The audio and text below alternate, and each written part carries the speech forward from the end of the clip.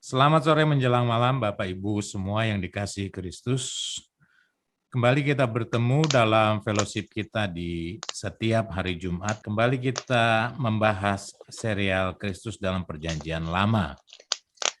Adapun tema khusus sore malam hari ini adalah Keluaran 15 sampai 17. Kita akan segera mulai fellowship kita petang ini. Saya persilakan narasumber kita Bapak Yahya Kawinda untuk memberikan pemaparan tema hari ini. Silakan Pak Yahya. Ya, terima kasih Pak Jo untuk hari ini.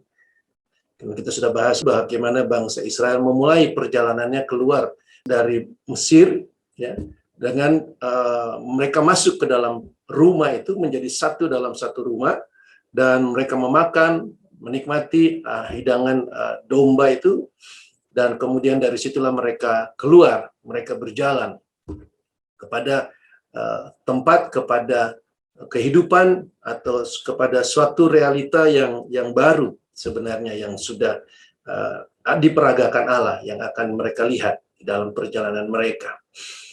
Kalau kita melihat, beginilah sebenarnya kisah daripada kita semua orang-orang yang percaya, bagaimana suatu ciptaan yang baru itu dihadirkan.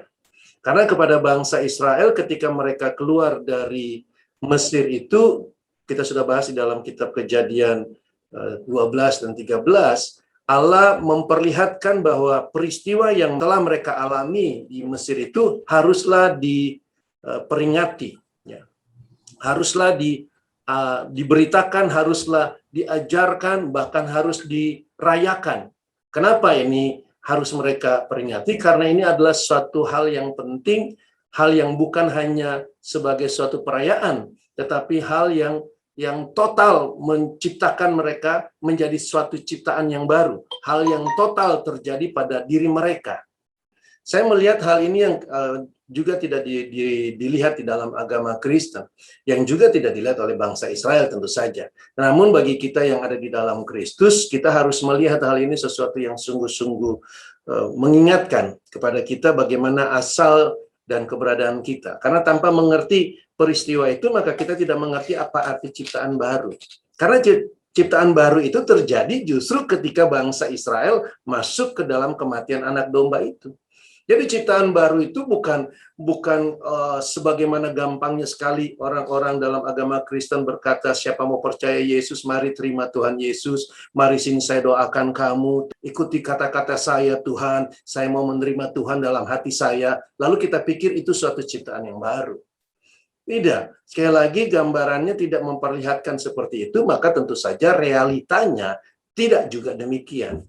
Mereka juga disuruh untuk menguduskan anak sulung. Ya, jadi disitulah mereka sudah melihat bagaimana anak sulung ini menjadi milik Allah. Karena Allah ingin peragakan bahwa yang keluar dari Mesir itu adalah anak sulungnya Allah. Israel is my son.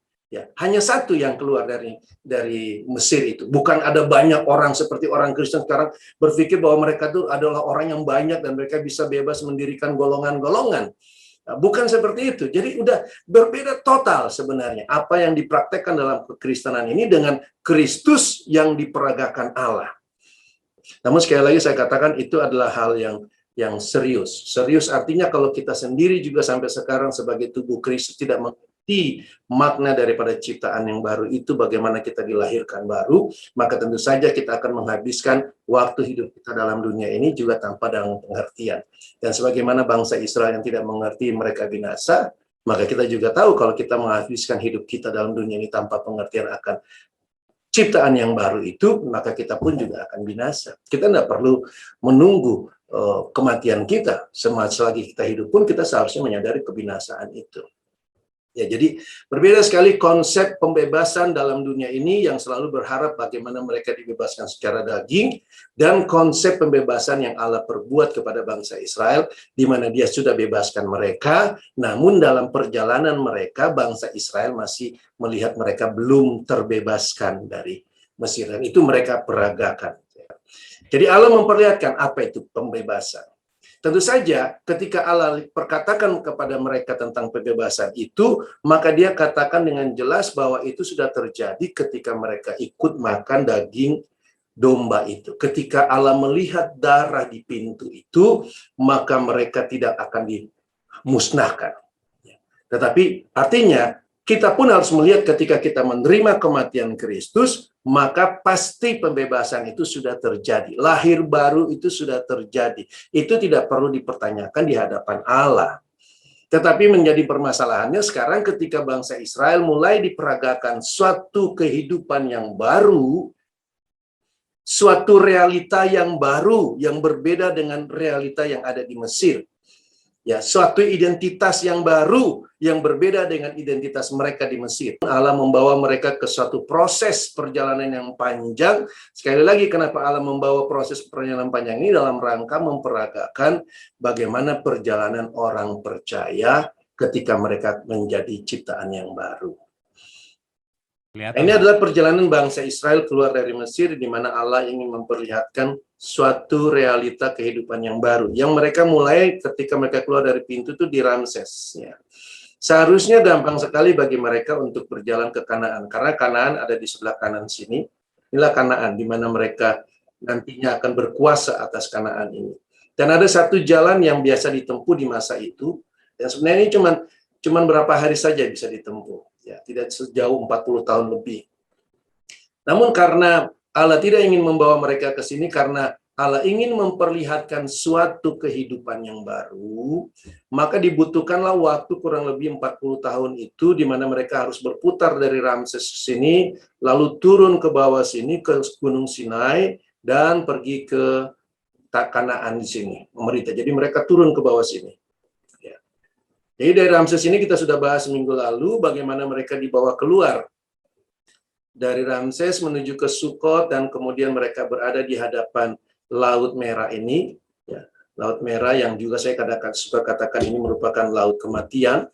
Nah, mereka dibawa ke tempat sini dan ini mereka sudah keluar ya. Jadi mereka sudah sebenarnya sejak realita kehidupan baru mereka itu sudah dimulai sejak dari kematian di Mesir itu. Mereka sudah disatukan dalam Kristus. Nah, dalam perjalanan ini mulailah mereka terlihat bagaimana Allah memperlihatkan bagaimana Kristus itu, bagaimana realita kehidupan kita. Tentu saja yang Allah perlihatkan itu di dalam roh, yang realita yang dalam kehidupan kita dalam roh. Ya. Tetapi untuk memperagakan hal-hal yang dalam roh ini, Allah perlu memperagakannya di dalam dunia ini, karena kita terbiasa melihat dalam dunia, karena kita memiliki panca indera di dalam dunia. Namun sekali lagi, apa yang kita lihat di dalam dunia, realita yang mereka lihat di dalam perjalanan mereka ini, harus mereka lihat di dalam roh, karena kepada mereka Allah beserta dengan mereka, memberikan pengertian-pengertian, memberikan hukum-hukum, memberikan ketetapan-ketetapan. Demikian pula kita orang yang percaya harus bisa melihatnya bagaimana hal-hal yang Allah juga terlibat bagi kita di dalam kehidupan kita itu adalah suatu real di dalam roh. Jadi sudah menjadi real dalam roh, tetapi kita harus melihat kehidupan dalam roh itu bukan hanya hal-hal yang di dalam dunia saja, yang karena keberadaan kita dalam dunia. Nah, ketika mereka berada di depan Laut Merah ini, kita tahu inilah pertama kali kemudian bangsa itu menggerutu. Ya. Kenapa mereka menggerutu? Karena mereka berada pada satu posisi di mana mereka berhadapan dengan laut, di mana mereka tidak bisa jalan ke depan, dan kemudian di belakang mereka itu ada tentara-tentara Mesir. Ya. Tentara-tentara Mesir. Namun kemudian mereka menggerutu. Kalau kita melihat di dalam Keluaran 14 itu, mereka ayat yang ke-11 mereka berkata kepada Musa, apakah karena tidak ada kuburan di Mesir, maka engkau membawa kami untuk mati di padang gurun ini? Tetapi Musa berkata, nah ini mulai Musa memberikan suatu pengertian kepada mereka. Janganlah takut, berdirilah tetap dan lihatlah keselamatan dari Tuhan yang akan diberikannya hari ini kepadamu. Sebab orang Mesir yang kamu lihat hari ini tidak akan kamu lihat lagi untuk selama-lamanya. Artinya ada satu pemahaman sebenarnya yang sudah mulai diajarkan kepada mereka, bahwa mereka sekarang sudah memiliki suatu identitas baru, suatu realita baru, maka mereka harus menanggalkan realita yang lama. Orang Mesir yang kamu lihat hari ini tidak akan kamu lihat lagi untuk selama-lamanya. Dan itu yang kemudian Allah peragakan kepada mereka. Bukan hanya Allah peragakan secara fisik sebenarnya tujuannya, tetapi mereka harusnya di dalam mindset mereka, dalam pikiran mereka, dalam batin mereka, mereka harusnya melihat dengan real bahwa Mesir itu sudah tidak lagi perlu dilihat. Mesir itu harus ditinggalkan selama-lamanya. Sehingga kemudian Allah memperagakan bagaimana mereka menyeberang Laut Merah ini, ya, Laut Merah ini, dan orang-orang Mesir tidak bisa menjangkau orang-orang Israel karena ada pemisah di antara mereka, ada Allah sendiri yang membatasi mereka. Bagaimana mungkin bangsa Mesir bisa mengejar bangsa Israel sementara Allah lah yang menjadi pemisah di antara mereka. Jadi ada suatu pemisahan yang real, yang nyata. Dan itu tentu saja harusnya juga sudah masuk dalam pemahaman mereka bahwa mereka tidak bisa lagi dijangkau oleh Mesir, atau tidak lagi mereka juga tidak bisa menjangkau kembali kepada Mesir. Sekali lagi saya harus ulangi sedikit bahwa sekalipun mereka bisa menyeberang keluar dari Laut Merah ini, ya, mereka bisa menyeberang ke sini, keluar menuju ke Mara. Nah, ketika walaupun mereka sudah bisa keluar dari sini, tetapi pembebasan mereka bukanlah dibebaskan di Laut Merah ini. Laut Merah ini bukan pembebasan mereka. Bahkan sebenarnya padang gurun ini pun bukan pembebasan mereka. Kenapa? Karena pembebasan mereka itu sudah terjadi di pintu. Ketika mereka masuk ke dalam pintu dan terlibat dalam kematian anak domba itu serta darah itu, maka itulah sudah berlaku pembebasan mereka. Disitulah sudah berlaku keselamatan mereka. Jadi keselamatan itu sudah diterima sebenarnya bagi setiap orang yang percaya, yang sudah terlibat dalam kematian Kristus. Itu sudah pasti, sudah menjadi realita. Namun tentu saja realita itu bukan hanya ada di dalam pemandangan Allah, tetapi apa yang Allah lihat itu juga harus menjadi apa yang kita lihat. Supaya kita memiliki pemahaman yang sama, supaya kita berjalan seturut dengan apa yang Allah rancangkan. Nah, ini jadi masalahnya. Jadi ini adalah rancangan Allah. Ini bukanlah teori yang dibangun oleh manusia, tetapi ini adalah rancangan Allah. Karena Allah yang merancangkannya, maka Dia memperlihatkannya kepada kita, dan kemudian kita harus melihat realita apa yang Dia rancangkan itu. Dan kemudian ketika mereka berada di seberang Laut Merah ini, Musa menaikkan pujian, kalau kita bisa lihat itu di dalam Keluaran 15. Ya. Di dalam Keluaran 15 ayat yang ke-17, ada satu poin penting yang Musa katakan di situ, bahwa engkau membawa mereka dan kau cangkokkan mereka di atas gunung milikmu sendiri, di tempat yang telah kau buat kediamanmu, ya Tuhan, di tempat kudus yang didirikan tanganmu, ya Tuhan. Musa melihat apa yang dilihat oleh Allah. Karena ketika mereka menyeberang dari Laut Merah ini, mereka bukan berada di atas suatu gunung. Justru mereka baru menyeberang di dalam dari lautan itu, Laut Merah, ya. Tetapi Musa sudah menubuatkan suatu ketetapan yang menjadi ketetapan Allah, karena ketika Musa berada di Gunung Horeb waktu dia bertemu dengan Allah, Allah sudah menyatakan kepada Musa bahwa Dia akan membawa Israel Ismailsan itu ke tempat di mana Musa pada saat itu berada, ke gunung Tuhan. Sehingga waktu keluar dari Mesir, Musa melihat perjalanan itu adalah menuju ke gunung Tuhan, tempat kediaman Allah. Dan itu dinubuatkan oleh dia di dalam Keluaran 15 ayat ke-17. Ini menjadi penting karena sebentar kita akan bahas lebih detail mengenai hal itu. Nah, dalam perjalanan ini kemudian mereka sampai di satu tempat yang namanya Mara. Di Mara inilah kembali bangsa Israel menggerutu. Jadi yang kedua kalinya mereka menggerutu yang dicatat dalam Alkitab. Dalam Keluaran 15 ayat ke-24 dikatakan di situ, lalu bersungut-sungutlah bangsa itu kepada Musa, kata mereka, apakah yang akan kami minum? Musa berseru-seru kepada Tuhan, dan Tuhan menunjukkan kepadanya sepotong kayu. Musa melemparkan kayu itu ke dalam air, lalu air itu menjadi manis. Kenapa mereka bersungut-sungut? Karena ketika mereka sampai ke Mara sini, ternyata mereka tidak bisa minum air di situ. Kenapa? Karena air yang ada di Mara sini, di tempat ini, itu terasa pahit. Lalu kemudian mereka bersungut-sungut, dan Tuhan memerintahkan Musa melemparkan sepotong kayu. Ya, kayu yang kita juga tahu ini adalah gambaran salib sebenarnya. Ya, di mana air yang menjadi pahit itu bisa mereka kemudian menjadi manis malah. Jadi terbalik ya. Bahkan mereka bisa minum. Setelah itu kemudian Allah membawa mereka meneruskan perjalanan mereka menuju ke Elim ya. Jadi di sini ada satu peristiwa air pahit. Mereka menuju ke satu tempat di mana di Elim sini terdapat 12 mata air serta 70 pohon korma, dan mereka bisa makan dan minum di sini. Mereka bisa beristirahat di Elim sini. Setelah itu mereka dibawa Allah kembali ke padang gurun Sin ya. Dalam perjalanan padang gurun Sin ini bangsa Israel kembali bersungut-sungut. Jadi yang ketiga kalinya. Padahal kalau kita lihat di sini sudah beberapa peristiwa yang Allah perlihatkan kepada mereka untuk memperlihatkan bahwa sebenarnya perjalanan mereka itu bukanlah perjalanan hanya dengan seorang manusia atau hanya perjalanan meninggalkan Mesir. Tetapi perjalanan mereka itu adalah suatu realitas, suatu kehidupan yang baru di mana Allah sendiri beserta dengan mereka. Allah selalu hadir di mereka, bahkan Allah selalu memimpin perjalanan mereka dengan tiang api dan tiang awan itu. Allah hadir, tetapi kehadiran Allah ini tidak dilihat oleh mereka karena mereka selalu mementingkan perutnya, mereka selalu mementingkan dagingnya, mereka selalu mementingkan dirinya, bagaimana mereka dirinya diselamatkan, bagaimana mereka dirinya mendapatkan makanan. Dan itu yang dilihat oleh bangsa Israel. Sehingga mereka tidak melihat perjalanan ini di mana Allah memperkenalkan dirinya sebagai Israel is my son, memperlihatkan Kristus. Ya.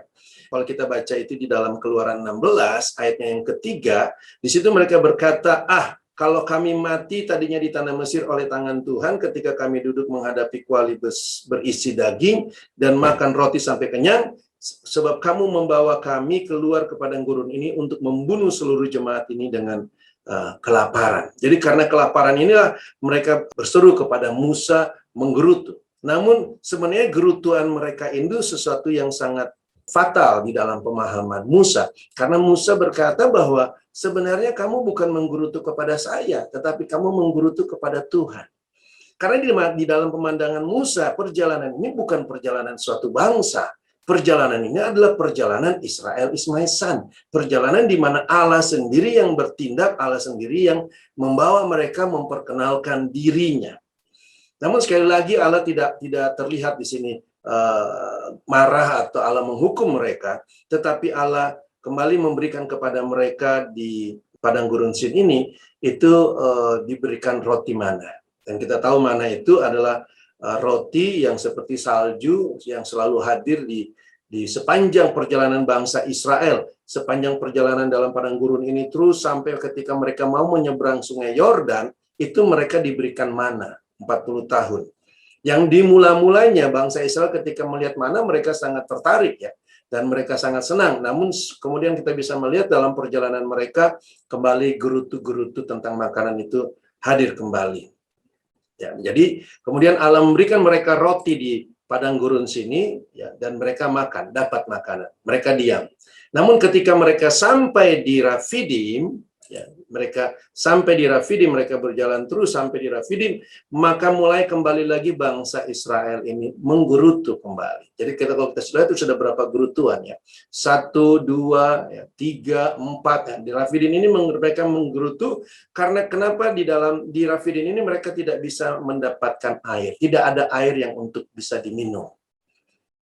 Dan kemudian kita tahu Allah memerintahkan Musa untuk memukul bukit batu di sini. Dan dari bukit batu itu kemudian keluarlah air yang dapat mereka minum. Ya. Nah, sampai di Rafidim ini kemudian mereka beristirahat kembali dan kita bisa melihat di dalam perjalanan bangsa Israel mungkin itu semua suatu kisah sejarah ya, sepertinya semacam kisah yang bagi orang-orang itu adalah kisah yang hanya mereka dipelihara Allah karena diberikan makanan, diberikan minuman. Namun kemudian ketika Yesus datang 2000 tahun yang lalu, Yesus mempertegas apa yang diperagakan Allah itu dengan memperkenalkan dirinya. Ya. 2000 tahun yang lalu lah Yesus mulai memperkenalkan bahwa akulah pintu. Ya. Bangsa Israel tentu saja mengenal apa kata pintu itu.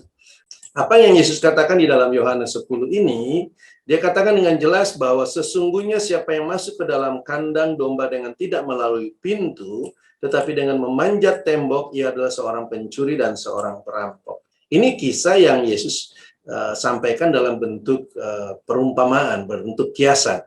Ya. Tetapi siapa yang masuk melalui pintu, ia adalah gembala domba. Jadi ini adalah suatu bahan yang sering sekali kita dengar dalam khotbah-khotbah itu, bagaimana kita bisa masuk ke dalam pintu dan kemudian kita mendengarkan suaranya, ya, kemudian kita mengikuti gembala itu, lalu kita pikir kita yang masuk ke dalam pintu itu. Tapi coba kalau kita lihat apa yang Yesus katakan sini, siapa yang masuk melalui pintu, dia adalah gembala domba. Nah, bangsa Israel mengerti apa kata pintu ini sebenarnya. Namun buat kita sekarang, mungkin orang-orang kita di zaman sekarang nggak mengerti apa itu pintu. Karena Yesus sedang berbicara tentang pintu yang ada di Mesir itu. Bagaimana yang masuk dalam melalui pintu itu adalah si anak domba itu. Ya. Gembala domba sebenarnya. Anak domba itu sendiri, dia sendiri sebagai gembala. Akulah gembala. Ya kan, Yesus sendiri mengatakan demikian. Jadi Yesus memperlihatkan bagaimana dia akan melewati pintu itu. Kalau dia melewati pintu itu, maka domba-dombanya yang mendengarkan suaranya, mereka akan ikut, mereka akan masuk, duduk, makan bersama-sama dengan dia, menerima kematian dia. Itu yang dikatakan di dalam kisah yang selanjutnya. Kemudian dia akan membawa domba-dombanya itu, dia berjalan di depan mereka, dan domba-domba itu mengikuti dia karena mereka mengenal suaranya. Nah, suaranya inilah yang kemudian kita lihat di dalam peragaan-peragaan yang ada sepanjang perjalanan di padang gurun itu. Jadi Yesus memperkenalkan dirinya 2000 tahun yang lalu bahwa dialah yang diperagakan oleh Allah di dalam perjalanan itu. Dia katakan, akulah pintu, akulah air kehidupan, ya, di mana mereka butuh air lalu mereka diberikan, akulah roti yang turun dari sorga. Semua itu diperagakan Allah dalam rangka supaya orang melihat Kristusnya. Bagi kita yang sekarang, kita harusnya melihat realita-realita yang Allah perbuat bagi kita yang ada dalam dunia ini, itu dalam rangka memperlihatkan realita yang ada di dalam Kristus, yang sudah menjadi kehidupan kita. Yang dimana kita bisa melihat bahwa sekarang ini kita bukan berjalan sendiri, dan Tuhan Yesus tinggal di sorga. Sehingga kalau kepada Tuhan Yesus itu kita perlu pertolongan, kita harus berdoa kepada Dia. Kenapa? Karena Dia jauh di sorga sana. Yang diperlihatkan kepada bangsa Israel itu justru bangsa Israel berjalan di dalam Kristusnya itu, di dalam perjalanan anak Allah. Jadi kepada kita yang sekarang yang ada dalam tubuh Kristus ini, kita justru kehidupan kita, realitanya itu kita ada di dalam Kristus, berjalan di dalam. Jadi sepanjang kehidupan kita dalam dunia ini, apapun yang kita alami, itu kita sudah berada di dalam Kristus. Ini yang harusnya dalam pemahaman kita melihatnya. Karena itu yang kita suka sebut dengan realita. Realita Kristus. Realita dunia berbeda, silakan saja. Bangsa Israel waktu keluar dari Mesir, mereka punya satu realita sendiri. Di sekitar mereka, itu dunia semua. Itu bangsa-bangsa yang tidak percaya. Sekitar mereka adalah bangsa-bangsa yang akan dibinasakan Allah.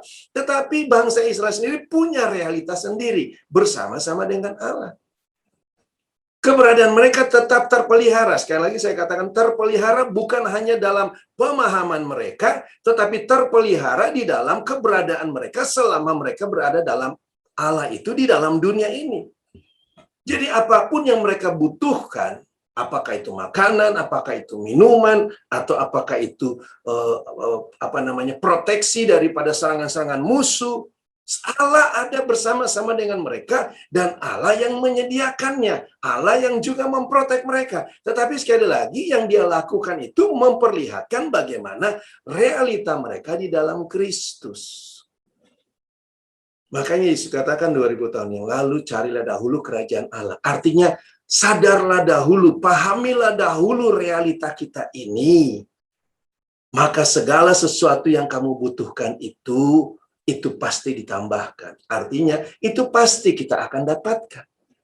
Realita kita, kenapa? Karena realitas saya ada dalam Kristus. Karena saya adalah tubuh Kristus, maka keberadaan saya dalam dunia ini pasti diprotek Allah, pasti disediakan oleh Allah apa yang saya butuhkan. Sekali lagi, Allah yang menyediakannya.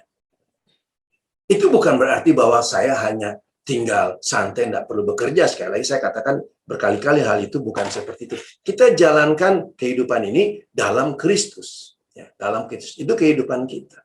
Tetapi sekali lagi peragaannya kan sudah diperlihatkan. Nah, kalau kita tidak melihat realita itu, ini yang jadi masalah.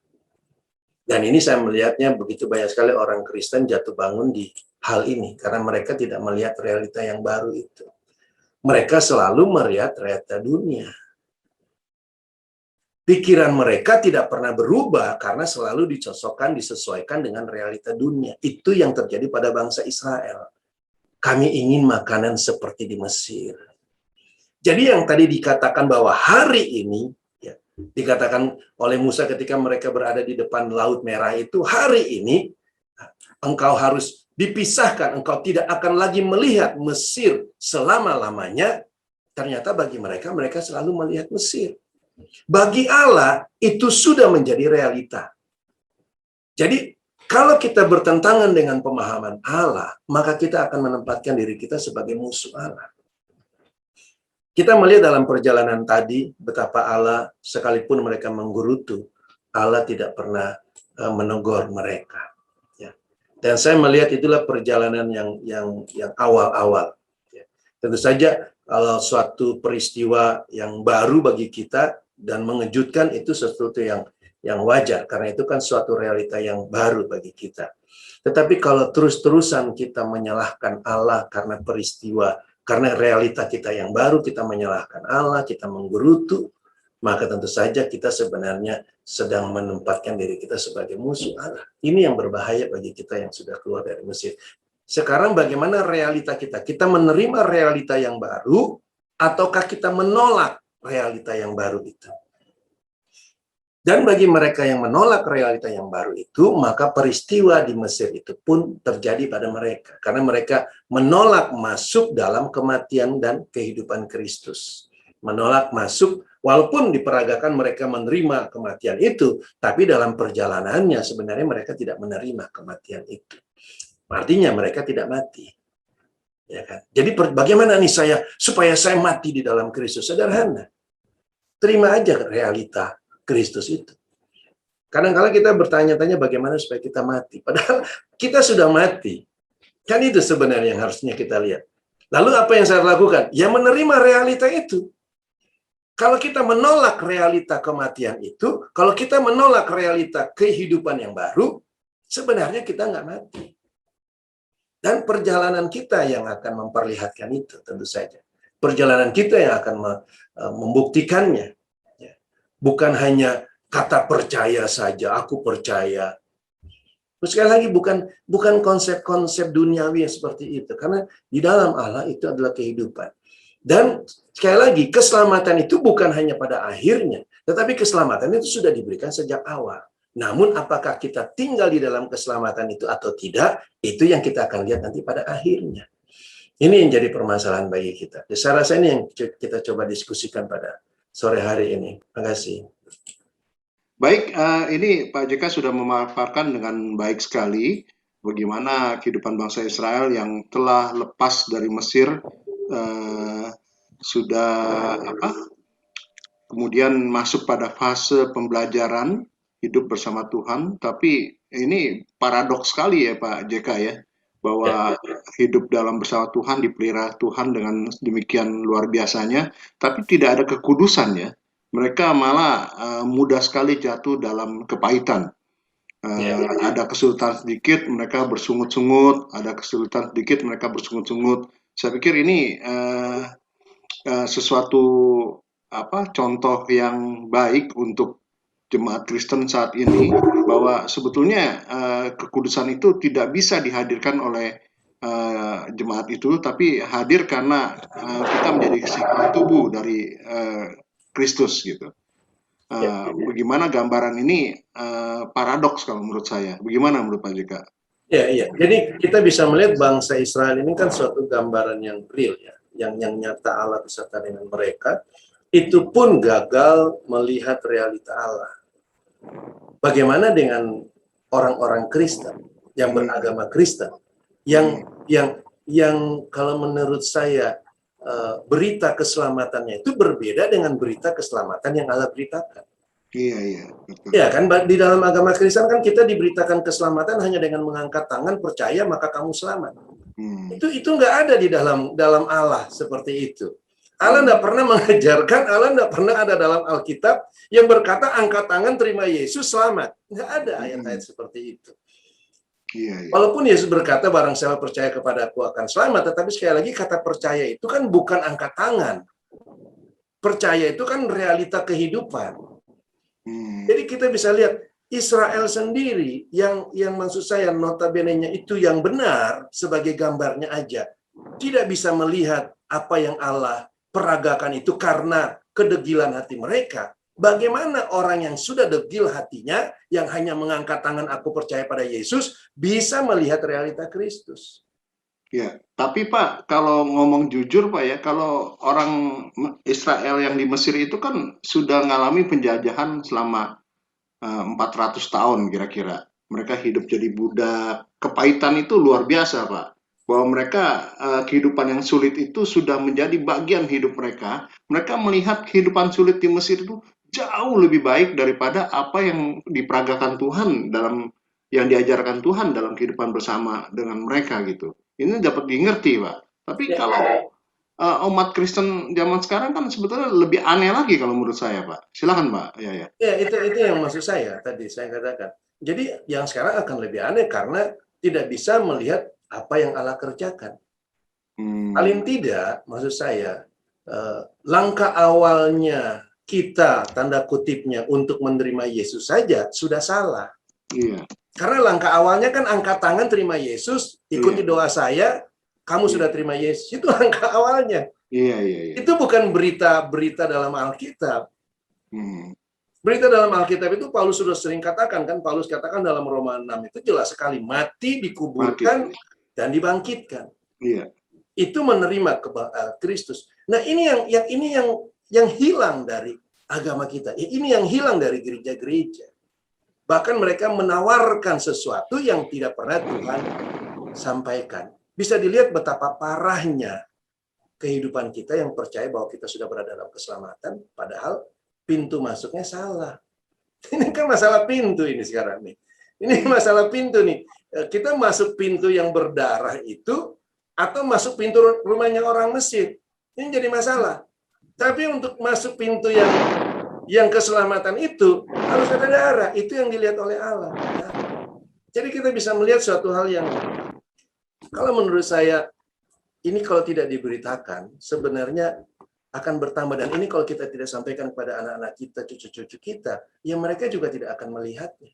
Kita melihat betapa parahnya sebenarnya berita yang sudah disampaikan di luar sana. Karena bukan Kristus lagi yang disampaikan. Bisa bayangkan, maksud saya begini, Allah beritakan Kristus, kita yang beragama Kristen tidak beritakan Kristus. Ini antik. Lalu kita bilang itu Kristus. Kita menawarkan Kristus yang lain kepada orang lain. Yang kita bisa ukur dengan baik menurut apa yang Allah sudah perbuat. Ya. Oke. Bapak Ibu, kita masih akan mengelaborate mengenai tema kita dulu ya. Keluaran 15 sampai 17. Dan untuk itu silakan Pak Saragi. Selamat malam. Dalam Keluaran 15 ayat 25, Pak. Di sana ketika bangsa Israel tiba di Mara, mereka juga tidak ada minum. Dan di sana juga Tuhan memberikan ketetapan-ketetapannya, dan di sana Tuhan mencoba mereka. Yang pertanyaan saya, apa makna Tuhan mencoba mereka di sini, Pak? Ya, justru mencoba ini kan diperlihatkan suatu realita yang baru, lalu melihat reaksi mereka, Pak, terhadap realita itu. Ini sebenarnya tanda kutipnya pencobaan. Jadi Allah memperlihatkan sesuatu kepada mereka, lalu bagaimana sikap mereka, gitu ya. Sama seperti Allah perlihatkan pada mereka di sini tidak ada air, airnya pahit, gitu kan, yang susah mereka minum kan. Nih. Tetapi sikap mereka justru bersungut-sungut, Pak. Bersungut-sungut justru tindakan mereka. Ini mencoba. Jadi ada satu peristiwa, mereka bukan melihat realita Allah yang beserta dengan mereka, mereka bukan melihat realita bagaimana Allah memprotek mereka daripada Mesir, mereka bukan melihat bahwa mereka bukan lagi pada bagian Mesir, tapi justru mereka bersungut-sungut. Masih mengharapkan bagaimana kehidupan mereka diprotek Jadi mereka tidak percaya Allah sebenarnya. Ini sikap tidak percaya. Berbeda kan dengan waktu Allah mencoba, kata mencoba ini juga digunakan pada saat Allah mencobai Abraham kan? Iya. Ya kan? Potong anakmu satu-satunya itu. Wah, Abraham melihat ini Kristus. Kan beda. Abraham setia, dia lakukan itu. Walaupun secara manusia mungkin tidak bisa diterima, tetapi dia sudah mengenal Allah kan, Pak. Dia sudah melihat bagaimana Allah menuntun dia keluar dari rumah orang tuanya, membawa dia ke Kanaan, dan ada peristiwa-peristiwa bagaimana Allah menepati janjinya terhadap bagaimana mendapatkan anak yang dari Sarah itu. Ya, jadi yang dilihat oleh Abraham ini yang nantinya tanda kutipnya akan hadir pencobaan. Pada kita pun itu bisa terjadi. Jadi apa yang sudah dibukakan Allah bagi kita itu akan tiba pada satu sisi di mana kita akan dicobai. Saya percaya begitulah kehidupan sebenarnya. Jadi pencobaan itu tanda kutipnya yang Allah izinkan itu bagian daripada realita kehidupan. Contohnya begini, bagaimana Pak John Lee mengajari anak Pak John Lee waktu pertama kali suruh naik sepeda. Ya kan pertama kali kan ajar dulu, ini harus begini, ini harus begini, harus begini. Lalu karena kita coba, kan begitu kan? Kita coba. Ya sekarang dia berjalan dengan realitanya. Berjalan tidak kamu dengan realita yang sudah saya perkenalkan, yang saya sudah perlihatkan, yang saya sudah. Dan ketika dia sudah bisa berjalan dengan realita itu, ya itu seterusnya menjadi realita dia, Pak.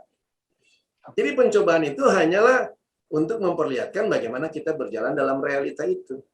Nah, kalau anak Pak John Lee bersungut-sungut, aduh naik sepeda lagi, naik sepeda, dia tidak akan bisa menikmati naik sepeda itu.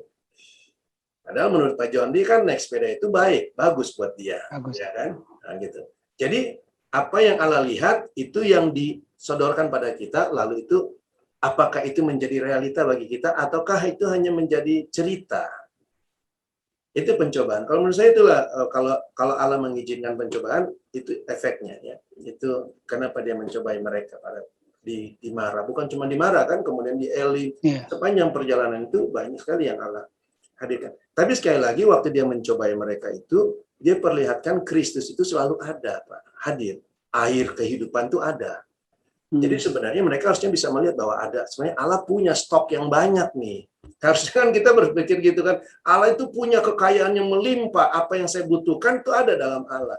Tapi selalu ketika Allah berikan kepada kita, dia perlihatkan itu Kristus. Kenapa? Itulah kehidupan saya. Pemeliharaan terhadap kita itu pemeliharaan Kristus. Karena jenis saya sebagai tubuh Kristus kan. Jadi bukan saya sebagai Adam. Nah, ini mindset kita pun harus seperti itu. Bukan bangsa Israel sebagai budak, tapi bangsa Israel sebagai Israel is my son. Nah, ini. Jadi itu yang mau dikasih lihat pada bangsa Israel ini. Kamu sekarang adalah my son, anakku. Bukan lagi bangsa Israel budak, tapi my son. Jadi kita punya identitas yang baru, itu yang tadi saya katakan. Ini harus melekat pada kita, Pak. Bahwa saya ini anak Allah, saya sudah punya identitas baru, saya punya realita yang baru. Yang saya harus terima, ya, apakah saya memang tidak lagi menjadi bagian dunia ini, ya sudah saya harus terima. Karena mereka kan Mesir harus hilang daripada mereka. Lalu, bagaimana Kristus yang dibukakan itu menjadi kehidupan saya? Ini yang proses kenapa dia bukannya langsung, tapi justru harus memutar gitu, Pak. Padang gurun. Oke, terima kasih Pak JK. Terima kasih Pak Jo. Baik Pak Saragi, terima kasih juga untuk pertanyaannya. Pak Himawan. Iya silakan, Pak. Ya. Lanjutan nih. Ini hanya mau minta Pak JK jelaskan pelajaran apa yang bisa diambil oleh umat Kristen saat ini dari peristiwa jatuh bangunnya bangsa Israel dalam perjalanan dari Mesir ke Tanah Kanaan, ketika mereka baru diperkenalkan hukum-hukum Allah saat itu, sementara orang Kristen kan hukum-hukumnya udah komplit nih Pak. Kalau mau belajar dari Alkitab, mereka sudah tahu sebetulnya bisa baca. Tapi hal-hal yang mendasar, yang prinsip sekali, contohnya mengenai peristiwa salib, kematian, penguburan, dan kebangkitan Kristus, ayatnya ada, jelas tidak perlu ditafsirkan. Kenapa mereka tidak mau mendengar dan belajar dari ayat itu dalam pemahaman yang benar? Kira-kira apa Pak yang bisa diambil dipetik pelajaran? Ya karena karena mereka mengikuti pendeta mereka mengikuti pengajar-pengajar mereka. Jadi mereka bukan percaya kepada Allah, mereka percaya kepada manusia. Ini yang sering kita bahas, kenapa bahayanya agama Kristen itu di situ. Mereka tidak mengarahkan orang untuk melihat kepada Allah, tetapi mengarahkan orang untuk melihat kepada manusia. Ya, tentu saja bagi kita yang ingin menerima keselamatan, kita harus mengarahkan pikiran kita kepada Kristus. Kepada apa yang Allah peragakan, apa yang Allah beritakan. Bukan kepada apa yang agama beritakan. Berbeda sekali. Sekali lagi saya harus katakan itu suatu perbedaan yang sangat mendasar. Bahkan kita sudah sering bahas kan, agama itu kan bukan dari Tuhan. Nah, kalau bukan dari Tuhan ya pasti dari satunya lagi kan.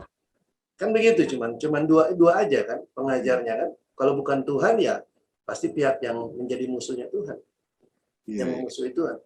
Nah, jadi kalau kita istilahnya menggantungkan keselamatan kita itu kepada agama, maka kita lost. Karena Pasti, Tuhan, Pak, ya? pasti itu sudah pasti. Bagi kita semakin jelas kan tiap session yang kita ketemu semakin jelas. Justru bagi kita yang sekarang harus semakin tegar, semakin pasti. Ya, makin pasti. Justru itu yang kita harus beritakan kepada saudara-saudara kita, kepada teman-teman kita. Iya, satu lagi Pak, ini pelajaran panjang bangsa Israel sampai ratusan tahun, akhirnya harus berakhir juga di tahun 70 Pak. Jadi hanya sebagian kecil dari Israel yang menerima keselamatan itu. Karena tahun 70 kan benar-benar Tuhan sudah tidak beracara dengan Israel sebagai bangsa. Gitu. Sebenarnya Tuhan tidak beracara dengan Israel itu sejak kematiannya, Pak. Sebagai bangsa itu sejak kematian, bukan tahun 70. Makanya saya percaya. Makanya saya katakan tahun 70 itu nothing, itu hanya karena preteris punya tekanan aja. Walaupun tahun 70 ada peristiwa yang penting. Peristiwa Bait Allah ya. Ya, ada sebagai peristiwa simbol, yang penting. Ya. Tapi keselamatan itu sejak dari salib itu. Allah tidak beracara lagi dengan Israel, makanya punya Israel milik Allah. Makanya Injil diberitakan kepada bangsa lain kan? Nah, itu kan berarti itu sudah general, kembali sudah peranan Israel sebagai gambar sudah berhenti sampai di salib. Peranannya. Justru preteris mencoba membawanya ke tahun 70. Tekanan-tekanan preteris itu kalau menurut saya kita sendiri terjebak di dalam melihat keselamatan itu.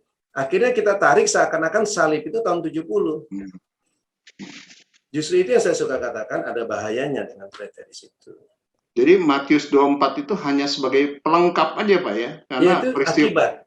Peristiwanya udah terjadi 40 tahun sebelumnya ya. Itu sama dengan Israel. Peristiwanya terjadi di pintu itu. Di rumah itu. Ya kan? Harusnya kan Mesir mati. Tapi ternyata enggak. Bagi Israel masih berjalan terus. Bagi Allah sudah selesai. Nah, sama dengan kita berkata, sebenarnya kan pintu itu di mana domba di darahnya ditaburkan.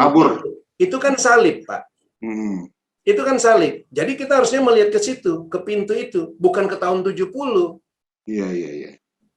Nah, bisa bayangkan kalau preteris menariknya ke tahun 70, kita akan lost. Sama seperti bangsa Israel lost dalam perjalanan mereka. Karena kenapa? Yang tadi yang Pak Himawan tanyakan, apa kuncinya? Kuncinya cuma satu, mengerti pintu itu. Makanya tadi saya katakan, ketika mereka keluaran 12, keluaran 13, itu perintah Allah banyak di situ. Kuduskan anak sulung, rayakan Paskah, rayakan roti tak beragi, ya kan? Ini tahun yang baru buat kamu, peringati setiap tahun. Itu satu yang tekanannya penting. Ini yang harusnya ditekankan. Justru kalau yang saya lihat di dalam kekristenan kita, ini sudah nggak ada. Ini kabur. Ya. Bahkan Paskah pun dikaburkan lebih parah lagi sekarang kan kalau kita lihat peristiwa-peristiwa Paskah. Bahkan sampai telur Paskah yang diajarkan. Yang enggak ada, yang bukan Tuhan ajarkan, yang Tuhan tidak peragakan, lalu kita bilang itu Tuhan peragakan. Nah, itu yang saya katakan tadi, betapa parahnya agama Kristen ini kalau kita lihat. Lalu apa saran kita pada mereka? Kembali sebagaimana Tuhan perintahkan. Lihat pintu itu, lihat salib itu apa. Jadi peristiwa salib itu jangan ditafsirkan lain, harus mati Pak ya. Iya, salib kematian. Bagi Rasul Paulus itu kematian, penguburan, dan kebangkitan. Kalau orang Kristen kan merasa salib itu mereka diluputkan. Jadi Kristus yang disalib mereka semua diluputkan gitu. Iya. Itu kesalahan tuh. Harusnya kan kita ikut mati gitu. Iya. Oke. Pak Simon, silakan Pak Simon. Terima kasih Pak Jo. Iya, Pak. Selamat malam Pak Yeka. Pak Yeka, ini mengenai mengarahkan. Jadi agama mengarahkan kita kepada dunia, bukan kepada Allah. Dan ketika saya menyimak di Yohanes 1 ayat 10 sampai ayat 18 itu dijelaskan di situ bahwa semua orang yang menerima Yesus itu diberinya kuasa supaya menjadi anak-anak Allah, yaitu mereka yang percaya dalam namanya. Kemudian di ayat berikut sampai di ayat 18, saya singkat saja, tidak seorang pun yang pernah melihat Allah, tetapi anak tunggal Allah yang ada di pangkuan Bapa, dialah yang menyatakannya. Jadi dari ayat-ayat ini memberikan jawaban kepada kami tentang apa yang Pak YK sampaikan, bahwa manusia atau agama mengarahkan kepada manusia, bukan mengarahkan kepada Allah. Itu benar, Pak. Karena di ayat 18, hanya Yesus saja. Tetapi anak tunggal Allah, dialah yang menyatakan Allah itu sendiri, karena dialah yang datang dari Allah. Mungkin itu saja dulu Pak Yeka. Mohon penjelasannya. Terima kasih Pak Yeka. Iya, kalau berbicara tentang agama itu memang dari manusia mengarahkan pada manusia, saya rasa itu suatu hal yang sederhana konsepnya kan. Karena yang sekali lagi kan agama tidak pernah datang dari Tuhan, termasuk agama Kristen. Hanya agama Kristen yang mengatakan dirinya agama Kristen datang dari Tuhan. Tetapi Tuhan sendiri tidak pernah mengatakan agama Kristen datang dari Tuhan. Bahkan agama Yahudi pun juga Tuhan tidak pernah katakan datang dari Tuhan. Walaupun agama Yahudi itu percaya sekali akan janji Tuhan. Karena mereka adalah orang-orang keturunan yang menerima janji-janji Allah itu. Ya. Jadi sekali lagi agama memang tidak akan mengarahkan kita kepada Allah. Bahkan tidak ada satu orang pun dalam dunia ini yang dapat mengarahkan kita kepada Allah kan. Tadi kan dikatakan bahwa hanya anak Allah yang dapat memperkenalkan kita kepada Bapa. Jadi betapa parahnya pula kalau kita kembali kepada apa yang sudah kita bahas tentang oneness itu, ajaran oneness, yang mengatakan tidak ada anak, yang ada cuma Bapa. Lalu siapa yang memperkenalkan dia tentang Bapa itu kalau nggak ada anak? Berarti apa yang Yesus katakan itu salah total dong. Apa yang Yohanes katakan tadi di dalam Yohanes 1:18 itu nggak benar dong. Ya, kan anak yang memperkenalkan Bapa. Begitu pula hanya Bapa lah yang memperkenalkan anak kepada kita. Jadi hanya pihak Allah. Kita ini hanya pihak yang diuntungkan sebenarnya. Tidak ada kelebihan manusia. Ya. Kecuali kalau kita berperan sebagai tubuh Kristus. Kalau kita berperan sebagai tubuh Kristus, maka tentu saja kita akan memperkenalkan Allah. Kenapa? Karena kita sudah mengenal Allah, karena kita sudah melihat Allah. Ya, karena kita adalah bagian daripada tubuh Kristus, karena kita adalah Kristus yang tanda kutipnya bertindak. Itu. Saya rasa kita udah sering bahas tentang itu, Pak Simon. Thank you.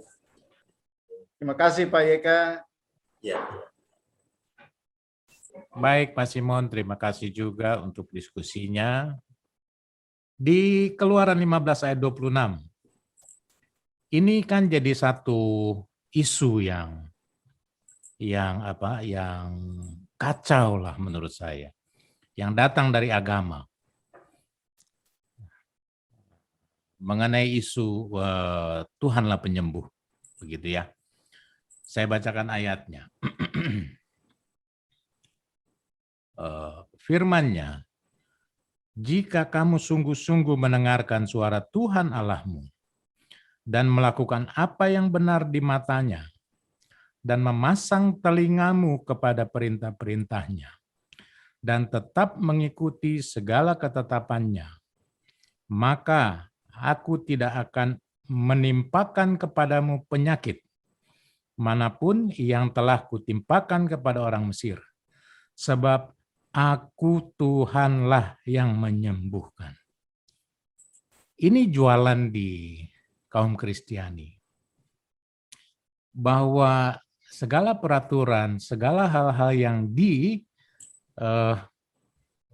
disampaikan oleh pemimpin-pemimpin agama mereka, ini seperti gimmicknya lah, kira-kira begitu. Jadi bukan mengikuti firman Tuhan, bukan mengikuti apa yang disampaikan Tuhan, mengikuti apa yang disarankan oleh pemimpin-pemimpin itu, maka Tuhan akan menyembuhkan. Nah, masalah Tuhan yang menyembuhkan ini sebenarnya sepertinya sih biasa-biasa saja ya, tapi menurut saya ini cukup hal yang serius ya Pak ya Pak JK ya. Karena begini Pak, ini seringkali ditawarkan kepada jemaat, oke? Dan kadang-kadang ini juga dijadikan, maksudnya begini, ditawarkan untuk jadi solusi. Ketika seseorang dalam kehidupannya mendapatkan sakit penyakit gitu. Lalu ketika seringkali meminta doa kepada pemimpin jemaatnya atau gerejanya begitu, dan mereka seringkali memvonis mereka bahwa memvonis bahwa mungkin ada dosa yang belum dibereskan, katanya begitu. Ya kan? Lalu mereka menjatuhkanlah Kejadian 15 ayat 26 ini sebagai satu referensinya. Yeah. Nah, padahal kalau kita teliti sekali mengenai ayat ini, inilah bagaimana Tuhan memperkenalkan dirinya sebenarnya. Yeah. Ini salah satu sesi menurut saya di mana Tuhan memperlihatkan bahwa dia itu seperti yang disampaikan di situ, luar biasanya begitu. Tetapi yang ditangkap oleh kaum Kristiani ini adalah bahwa penyembuhnya saja gitu, karena itu yang paling menarik buat mereka gitu. Iya. Nah, yang akan mau kita elaborate mengenai aku Tuhanlah yang menyembuhkan engkau ini, apakah memang berbicara mengenai sakit penyakit? Apakah ada hubungannya, Pak?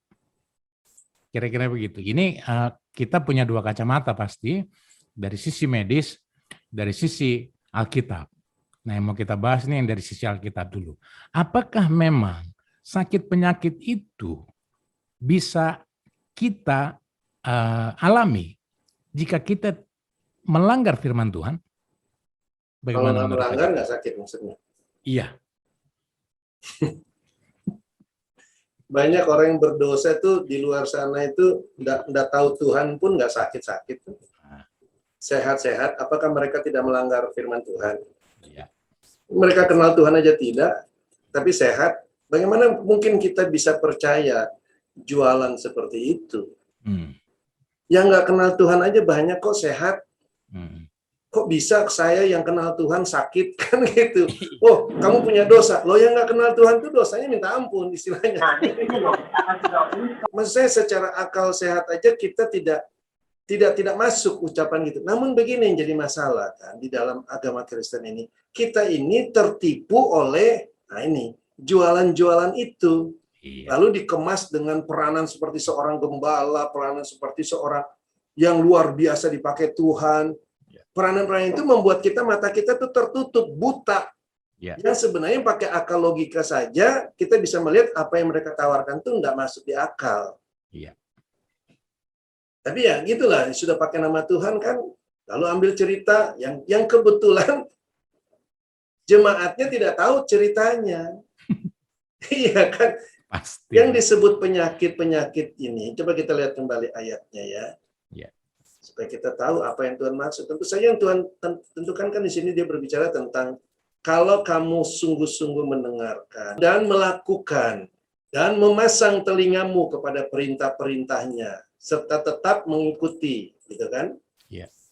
Maka aku tidak akan menimpakan kepadamu penyakit manapun yang telah kutimpakan kepada orang Mesir. Nah, sekarang penyakit apa yang telah ditimpakan kepada orang Mesir? Itu kan yang 10 tulah, Pak. Iya.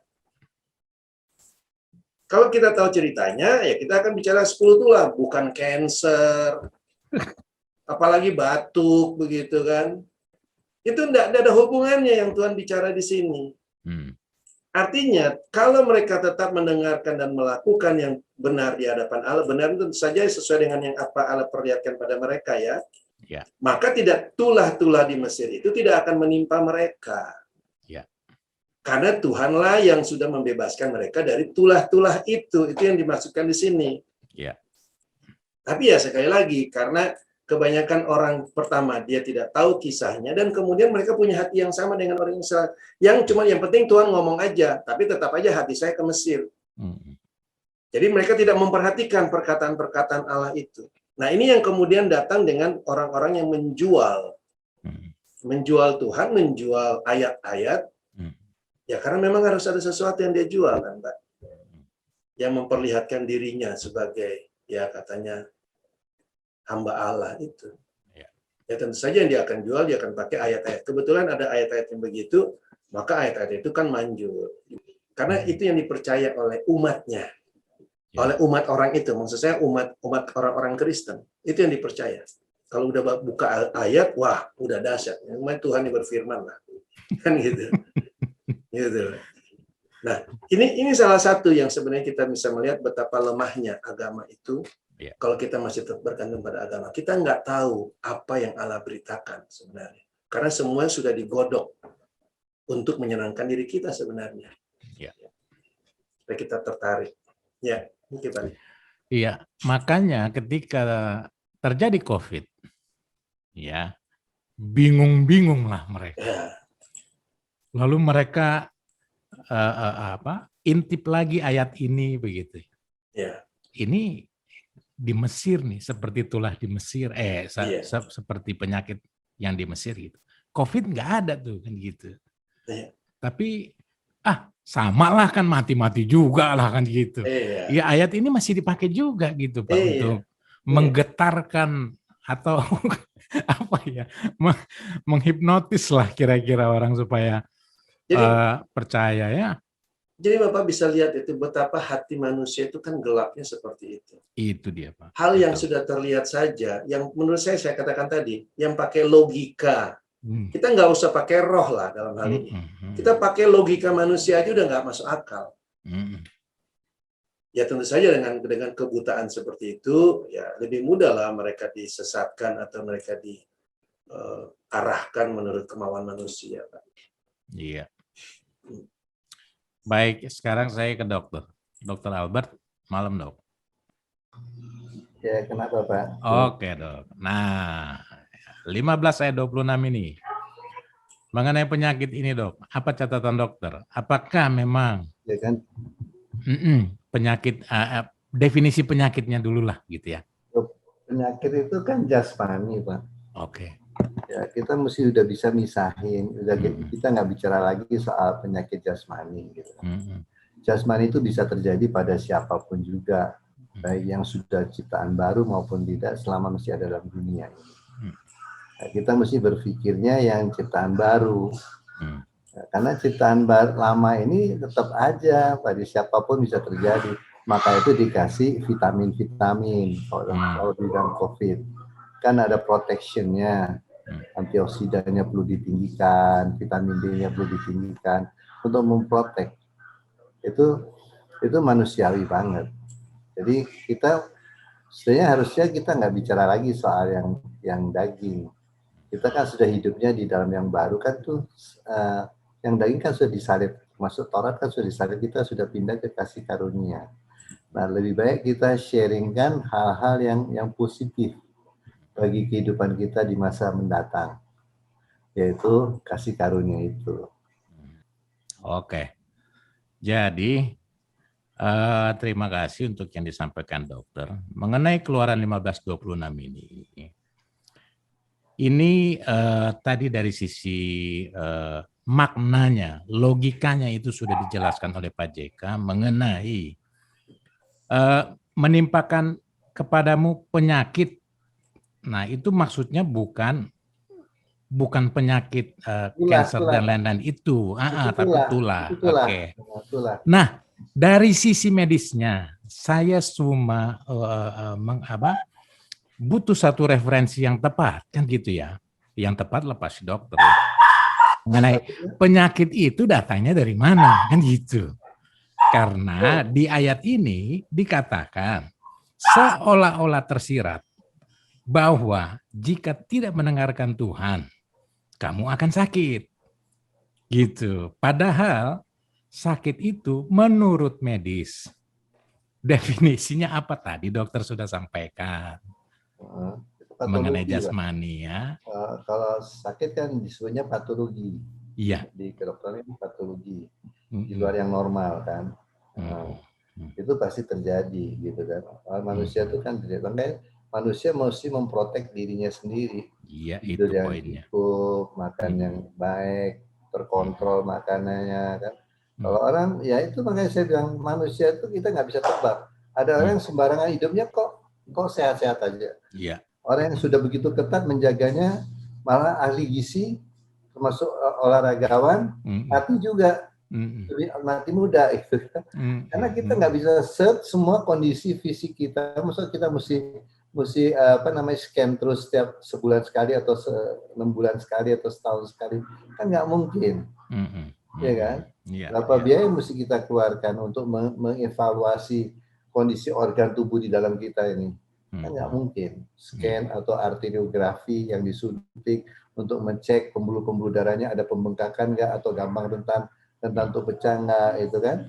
Jadi kan banyak orang-orang yang muda atau sehat-sehat atau mati. Ya itulah begitu rentannya manusia daging itu. Makanya kita don't care aja, maksud saya mendingan kita yang sudah dapat yang baru kita terus tujukan kepada yang baru, ciptaan baru. Soal kita mati besok, it's okay. Yang penting ciptaan baru sudah kita hidupin dulu. Iya. Iya, soalnya masih bergema begitu kuat di media sosial atau itu kan dunia, Pak. Itu kalau Bapak dengerin kayak begitu, kalau saya dengerin itu banyak sekali. Itu kan dunia. Betul. Apalagi teman-teman dari seberang kan juga begitu. Sangat concern banget. Saya sih don't care soal begitu-begitu. Saya nggak gitu dengerin. Saya mendingan yang baru aja udah pasti menjanjikan kok yang baru. Yang lama kan sudah pasti mati. Iya. Karena ayat ini, Dok. Ini ayat ini ya, kan gini. Kalau tersirat dibaca sekali, 2 kali gitu ya. Untuk orang yang belum mengenal Kristus. Mereka pikir bahwa saya harus hidup saleh supaya jangan sakit. Ternyata mereka tetap sakit. Iya betul. Dan mereka enggak tetap pegang itu gitu kan. Kita bersyukur banget kan setelah di pendidikan yang baru bahwa kehidupan itu hanya kasih karunia, saat ini harus kita hidupin kan. Yes. Kemudian saya ke Pak JK sebentar ya Dok ya. Kemudian di frase terakhir, sebab aku Tuhanlah yang menyembuhkan engkau. Maksudnya menyembuhkan ini adalah harusnya bangsa Israel mati itu Pak di Mesir. Tetapi ternyata karena lihat darah jadinya nggak mati. Itukah maksudnya?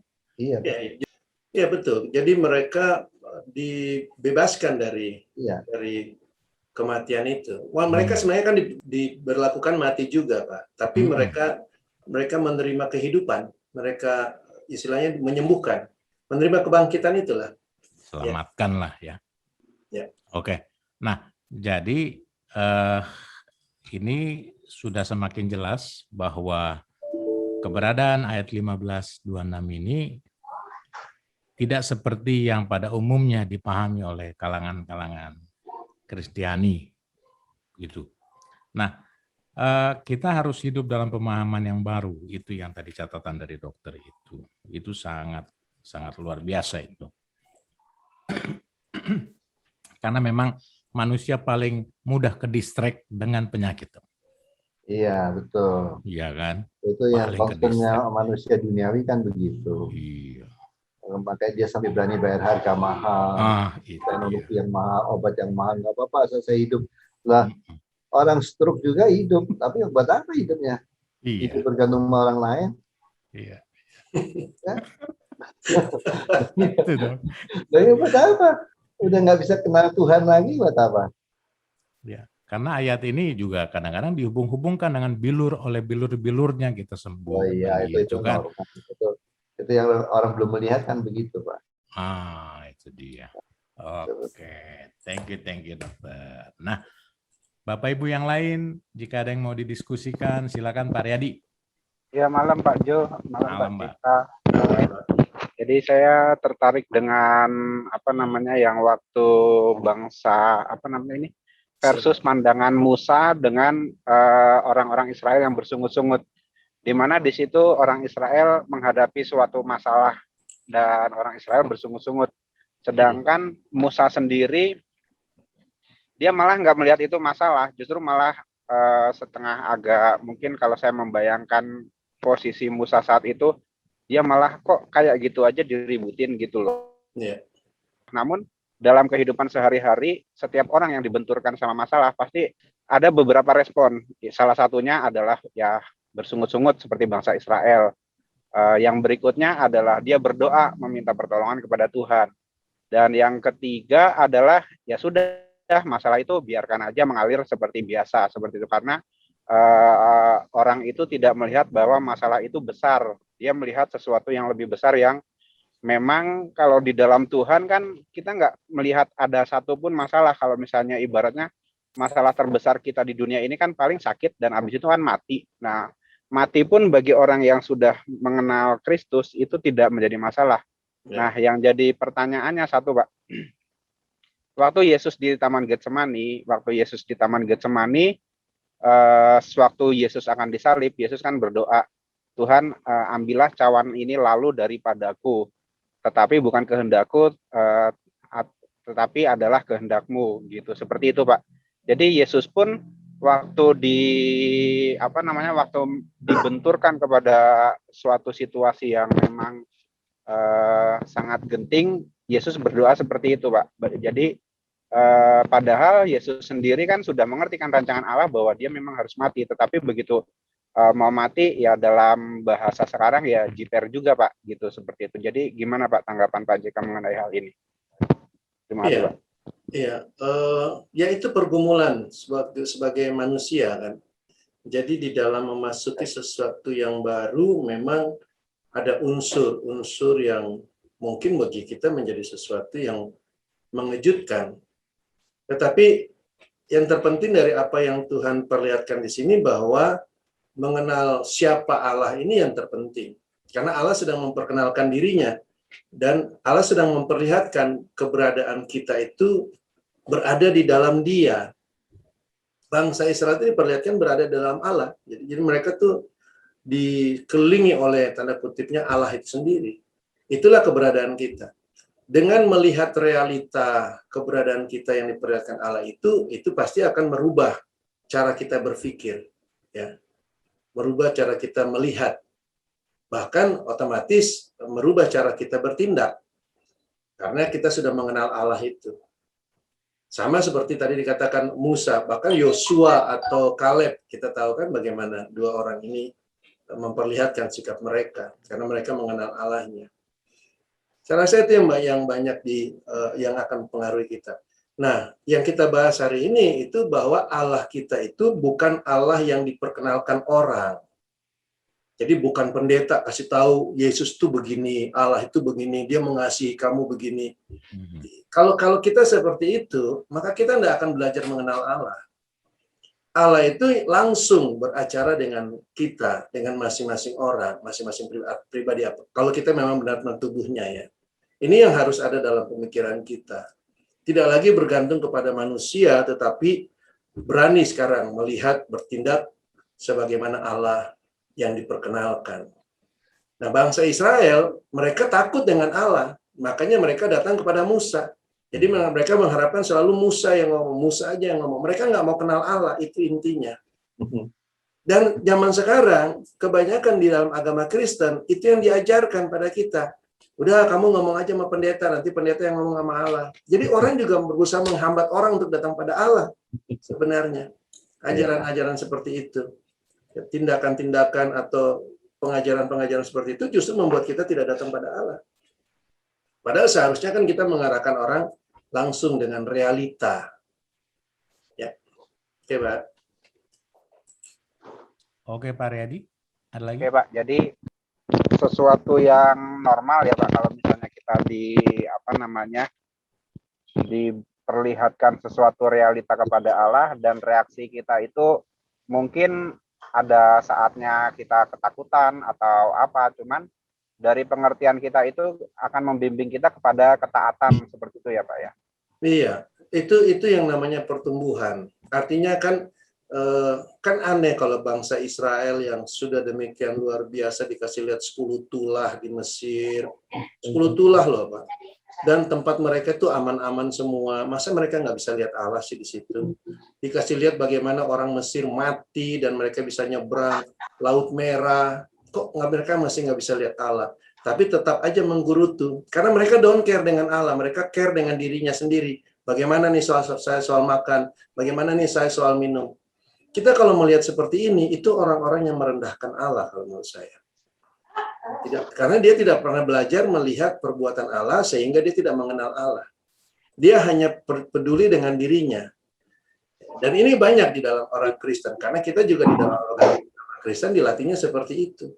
Walaupun omongannya, firmannya bagus ya, harus percaya pada Allah. Tapi di dalam realitanya kita dilatih untuk tidak percaya Allah. Kita lebih dilatih untuk percaya pendeta. Ya, walaupun banyak orang berkata datang pada Tuhan, percaya kepada Tuhan, tapi ya tetap aja umatnya itu tergantung pada dia, dirinya dia kan. Nah ini yang berbahaya kalau menurut saya. Tentu saja berbahaya bukan bagi organisasi, tapi berbahaya bagi individu-individu yang memang punya hati yang mengasihi Allah, tetapi tidak mendapatkan pengarahan yang baik atau salah mengerti akan Allah. Ya, oke. Oke Pak, makasih Pak. Thank you Pak. Baik Pak Riyadi, terima kasih juga. Ya, baik. Kita maju lagi ke ayat 16. Masalah bersungut-sungut. Ini masalah ketika mana ya? Jadi ini sungut yang ketiga, bersungut-sungut yang kali ketiganya mereka. Nah, yang menarik adalah bahwa bersungut-sungut ini juga diangkat oleh Paulus di 1 Korintus 10 ayat 10. Dan itu sesuatu yang menarik buat saya begini.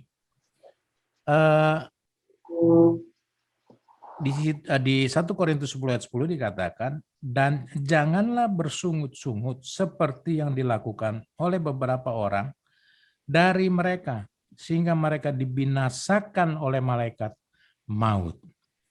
Nah, dalam prakteknya, sungut-sungut ini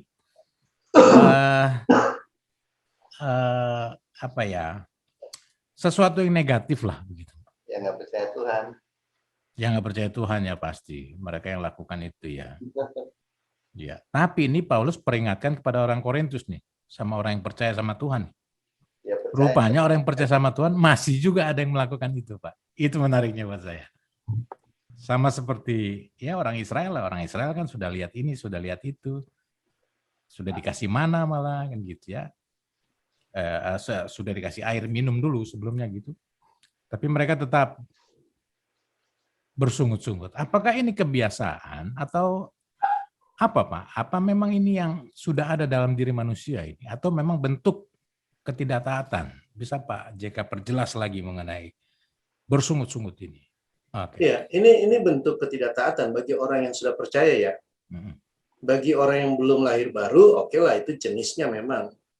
Tapi bagi kita yang sudah lahir baru, kita harus mengetahui realita kita bahwa kita punya natur yang baru, natur yang harusnya taat. Itu natur kita. Tapi ternyata kita justru melawan natur itu. Justru kita hidup dalam ketidaktaatan. Karena kita bertahan dengan ketidakpengertianan kita. Yang tidak mau tahu akan kenal Allah. Menolak Allah sebenarnya. Jadi ini bawaan daging sebenarnya Pak. Bawaan daging yang membuat orang itu tidak melihat dan menolak Allah. Bangsa Israel kan orang, kalau kita lihat yang generasi pertama ini boleh dikatakan menolak Allah. Mereka menolak Allah sebenarnya sejak dari mereka keluar dari Mesir. Mereka menolak pintu itu, tidak mau berjalan dalam pintu itu, dalam dimensi kehidupan yang baru. Walaupun mereka menerima, ya kan, menerima berjalan, tapi kan mereka berjalan itu sebagai contoh. Dan itu selalu dikatakan oleh penulis, baik Paulus lah khususnya, termasuk yang dia tuliskan di dalam Ibrani itu, bahwa ini semua adalah ketidaktaatan. Ketidaktaatan itu sebenarnya lawan daripada taat. Dan taat itu berbicara tentang iman, Pak. Jadi orang yang tidak taat adalah orang yang tidak hidup dengan iman. Dan sekarang pertanyaannya bagaimana dia bisa hidup dengan iman?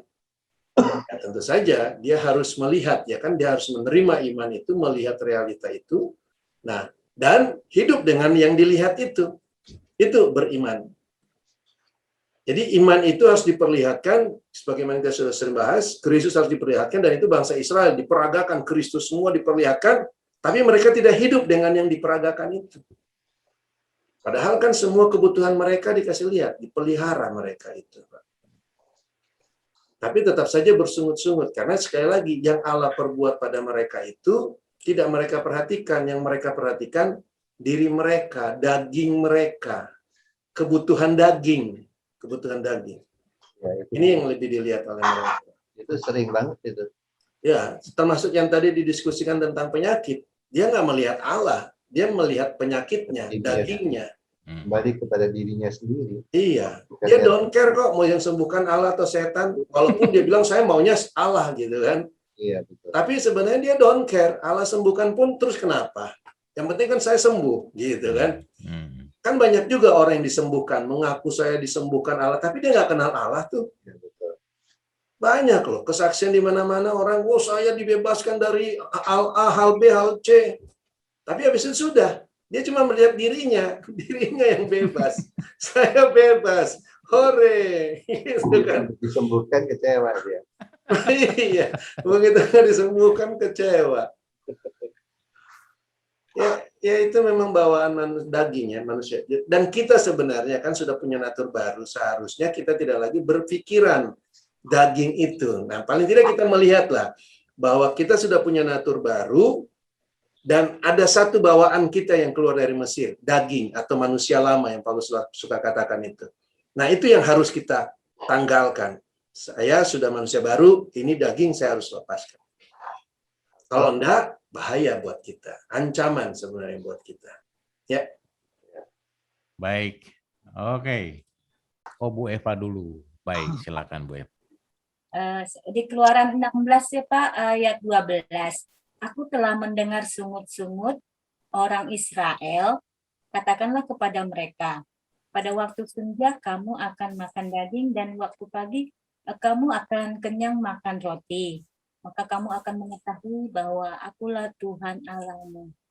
Nah, yang saya tanyakan di sini, terjadi miss ya Pak ya, antara bangsa Israel tentang yang maksudnya Allah ya. Apakah begitu ya Pak? Terjadi miss gimana maksudnya? Ya artinya bahwa mereka itu dengan dirinya sendiri gitu. Ya.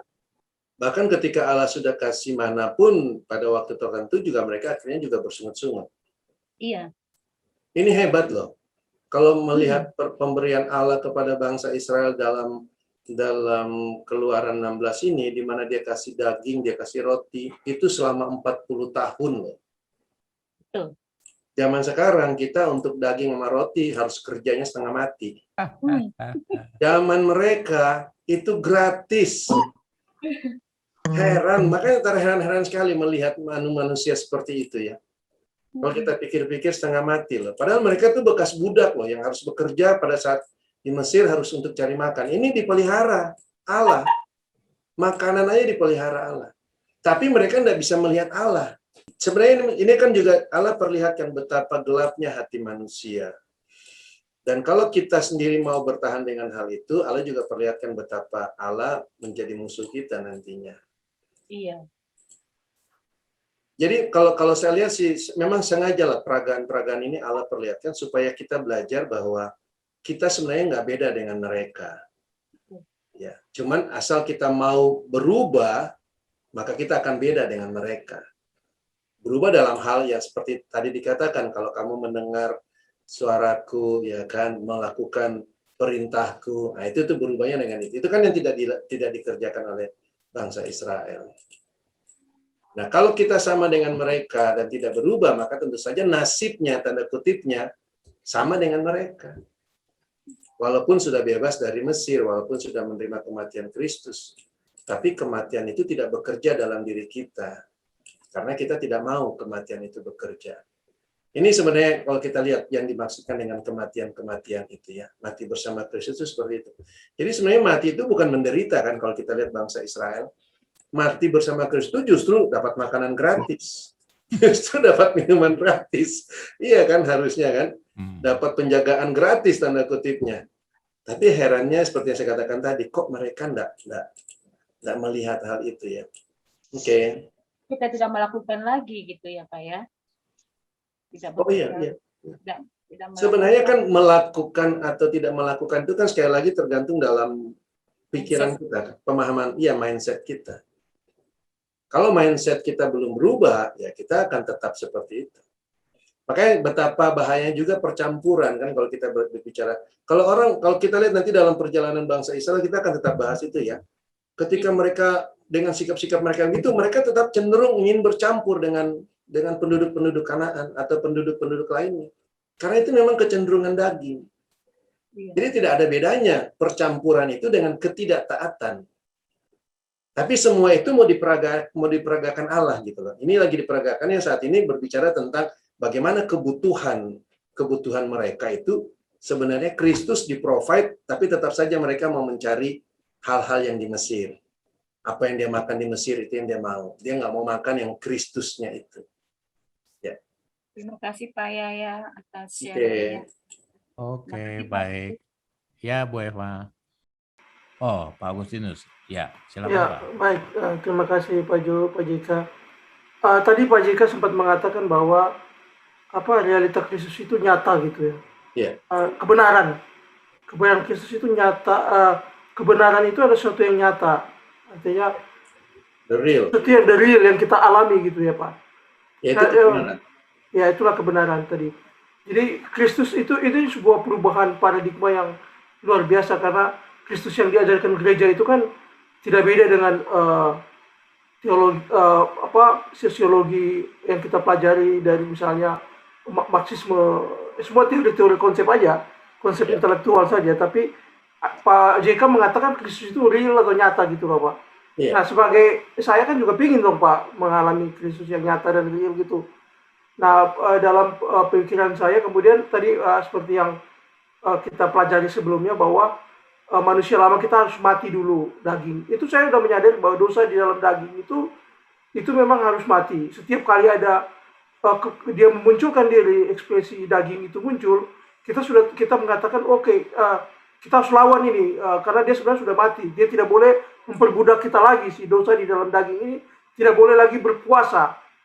Tapi sampai kemudian nanti kita menunggu Kristus itu menjadi nyata gitu loh dalam hidup kita Pak. Ketika kita sudah berhasil mematikan atau mengalahkan atau tidak lagi diperbudak oleh si dosa di dalam daging ini yang selama ini menguasai kita sebagai anak-anak Adam itu bagaimana, kapan kira-kira ketika kita ingin mengalami bagaimana Kristus itu menjadi raja menggantikan si Adam di dalam daging ini Pak, dosa di dalam daging atau manusia Adam itu kira-kira apa yang harus kita lakukan dan kapan gitu? Apakah misalnya sebuah kesadaran tentang ada si kuasa lain di dalam daging ini itu sudah merupakan bentuk penyataan Kristus atau bagaimana Pak? Bagaimana kita tanda kutipnya bisa melawan daging? Hidup dalam roh. Kalau kita tidak hidup dalam roh, maka kita masih hidup dalam daging. Cuma dua ini aja, kita tidak bisa berada di antara. Kalau kita ada dalam roh, maka pasti sudah menjadi peperangan terhadap daging. Jadi realita Kristus itu yang hidup dalam roh itu, Pak. Jadi kalau saya tanda kutipnya berkemenangan atas dosa, itulah Kristus. Jadi bukan kita nunggu lagi kapan Kristus menjadi nyata. Ya justru kenyataannya itu yang saya berkemenangan atas dosa. Itu realitanya saya. Jadi selama saya terapkan hal itu, itulah Kristus dinyatakan. Itulah Kristus yang berkemenangan. Jadi saya tidak berada di posisi antara gitu. Tetapi sama seperti tadi kan, Yosua kan berperang. Tapi kan Musa juga terlibat dalam hal itu. Jadi dalam hal ini peperangan itu peperangan Tuhan, yang terlihat Tuhannya.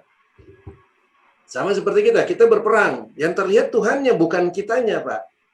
Jadi kita jangan melihat diri kita. Kita harus melihat ini Tuhan punya pekerjaan. Saya terlibat di situ sebagai tubuhnya. Itu kenyataannya, itu realitanya. Nah, kalau di dalam masalah kan ini masalah konsep pemikiran agama. Kalau di agama kan diajarnya kita yang berperang, Pak. Iya. Iya. Nah, karena pola pikir agama inilah yang kita bawa ketika kita dalam Kristus, maka kita berpikir kita berperang. Padahal ketika kita dalam Kristus, itu Tuhan yang bekerja. Ketika saya sudah punya natur baru saya itu yang bekerja. Saya tidak perlu menunggu natur barunya nyata lagi setelah saya bekerja. Karena saya ini sudah naturnya baru. Saya ini sudah Kristus, tanda kutipnya.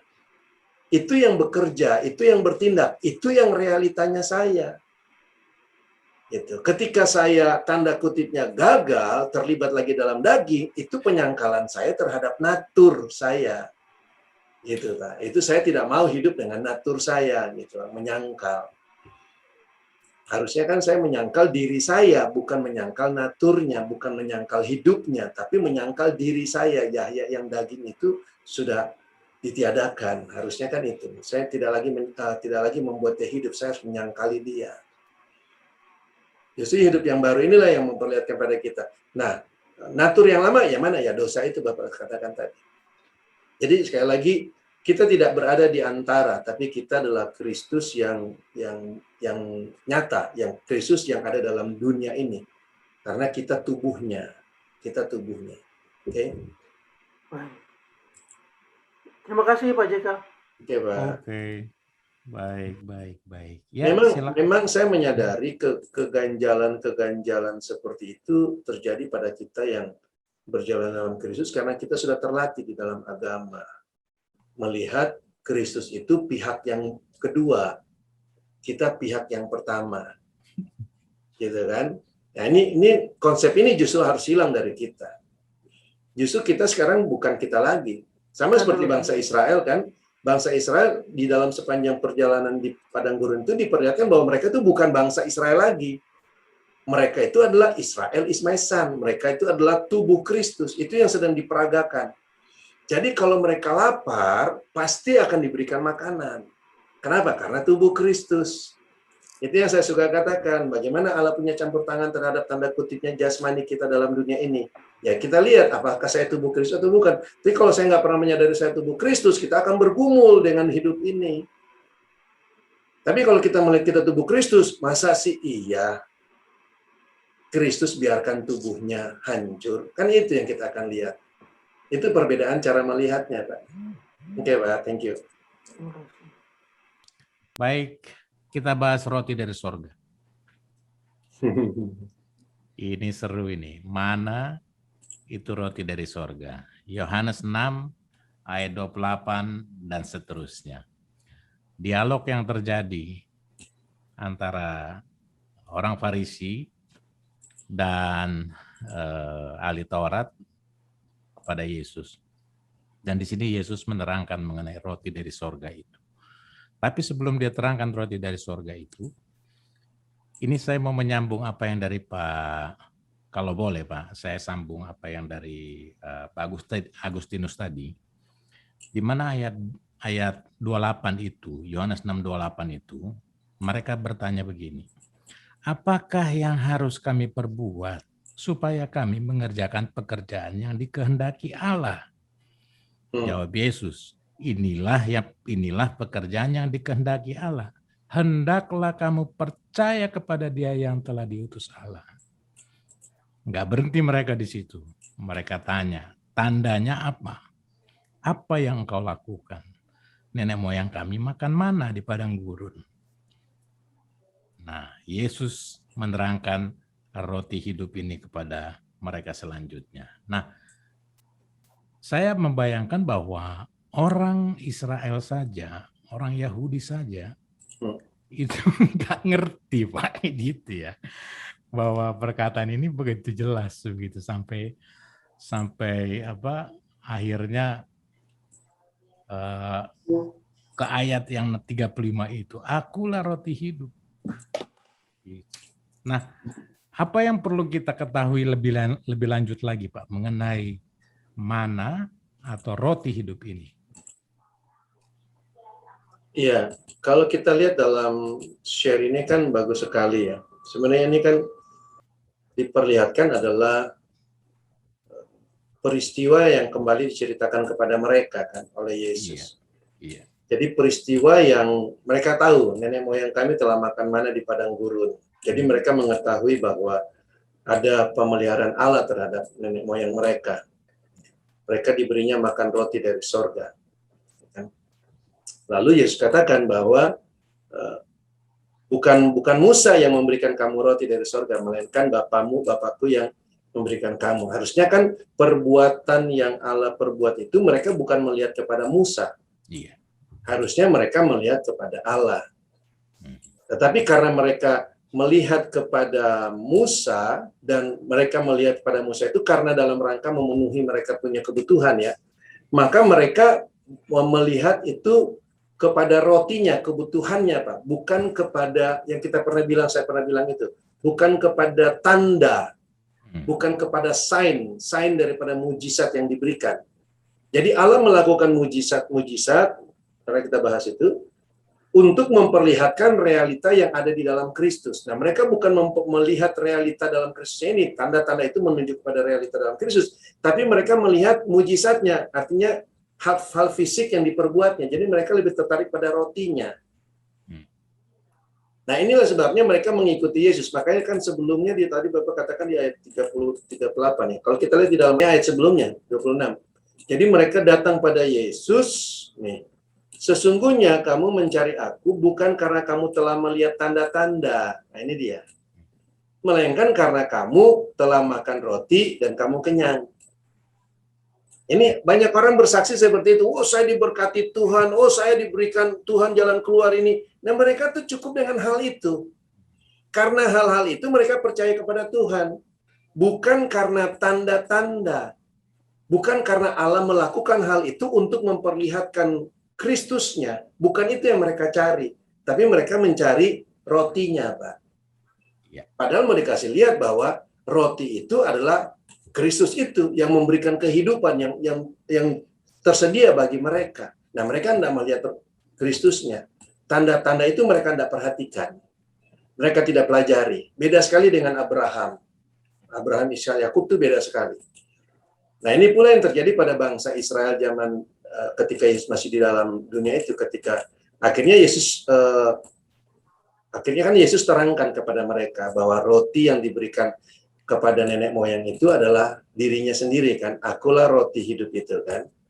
Dan seterusnya kalau kita baca ke bawah kan, akulah roti yang diberikan dari surga itu. Nah, ini. Tapi coba perhatikan di sini. Ini ayat 41 bagus sekali ini.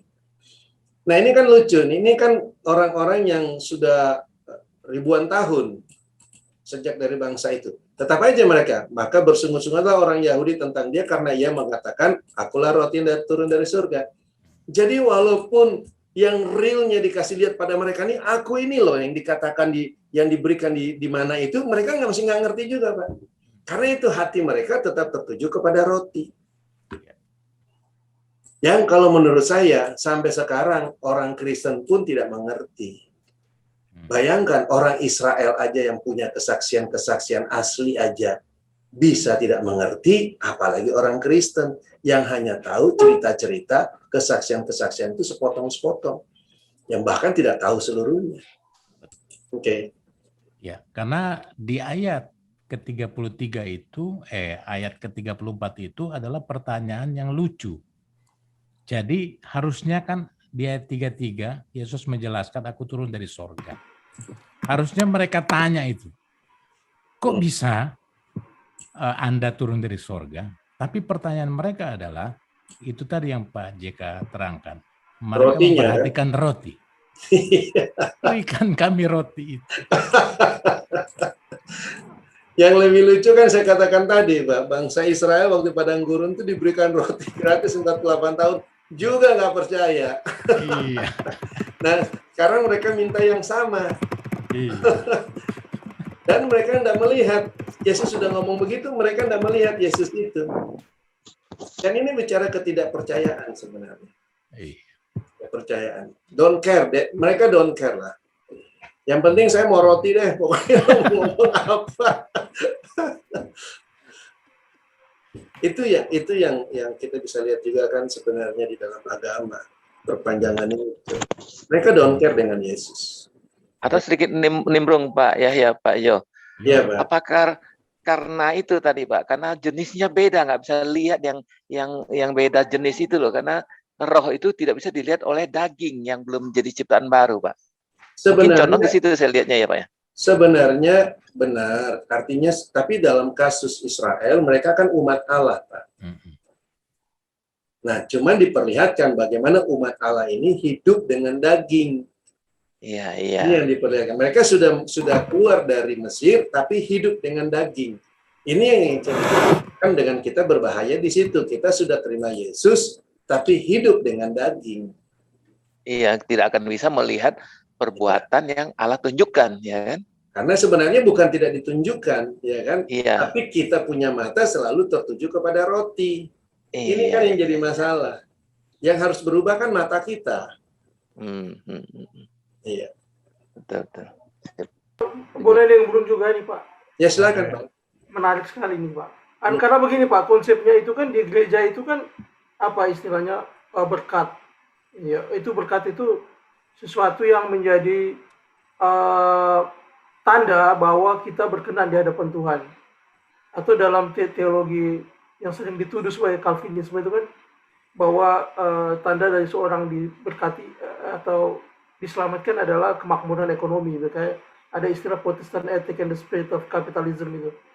Tapi begini Pak, apakah begini Pak? Tapi sebagai seorang Kristen ya, misalnya yang dibesarkan dalam ajaran Kristen itu, dalam pengalaman hidup, pengalaman sehari-hari itu kita juga mengalami gitu bahwa apakah ini sebuah hasil dari sebuah doktrinasi yang mempengaruhi psikologi, tapi kita mengalami dalam sebuah pengalaman bahwa memang Tuhan memberkati kita gitu Bapak. Dan dalam keyakinan saya yang paling dalam pun saya yakin bahwa yang saya terima itu adalah berkat Tuhan. Dan memang ketika saya pernah dalam satu fase hidup saya menyangkal bahwa ini semua karena kehebatan saya sendiri, karena memang saya rajin belajar begitu ya, sehingga saya punya pekerjaan yang bagus. Tapi saya akhirnya tiba-tiba hancur, pekerjaan saya hilang gitu loh.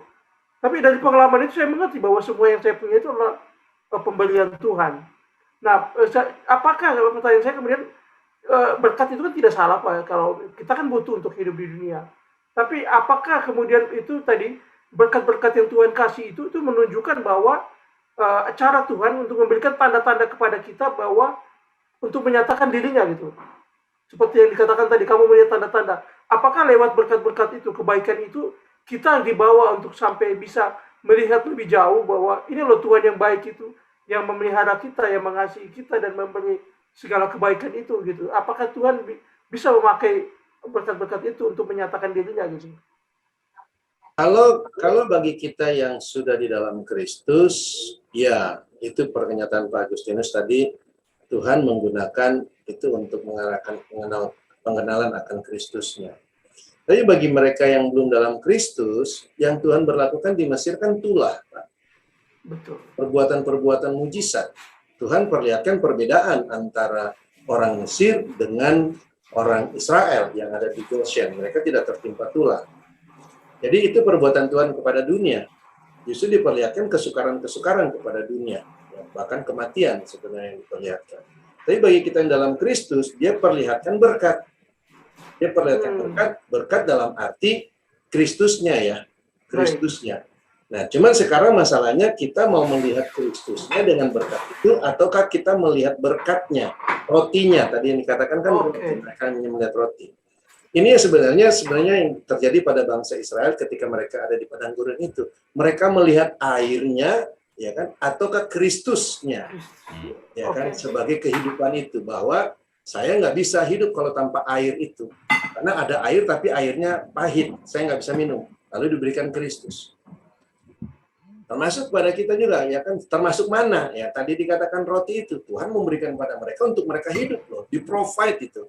Nah, kalau peragaan Allah kepada bangsa Israel, dia provide sepanjang keberadaan mereka, bahkan sekalipun mereka menggerutu, bahkan sekalipun mereka menolak, dia tetap provide, maka apalagi terhadap kita orang yang percaya, Pak.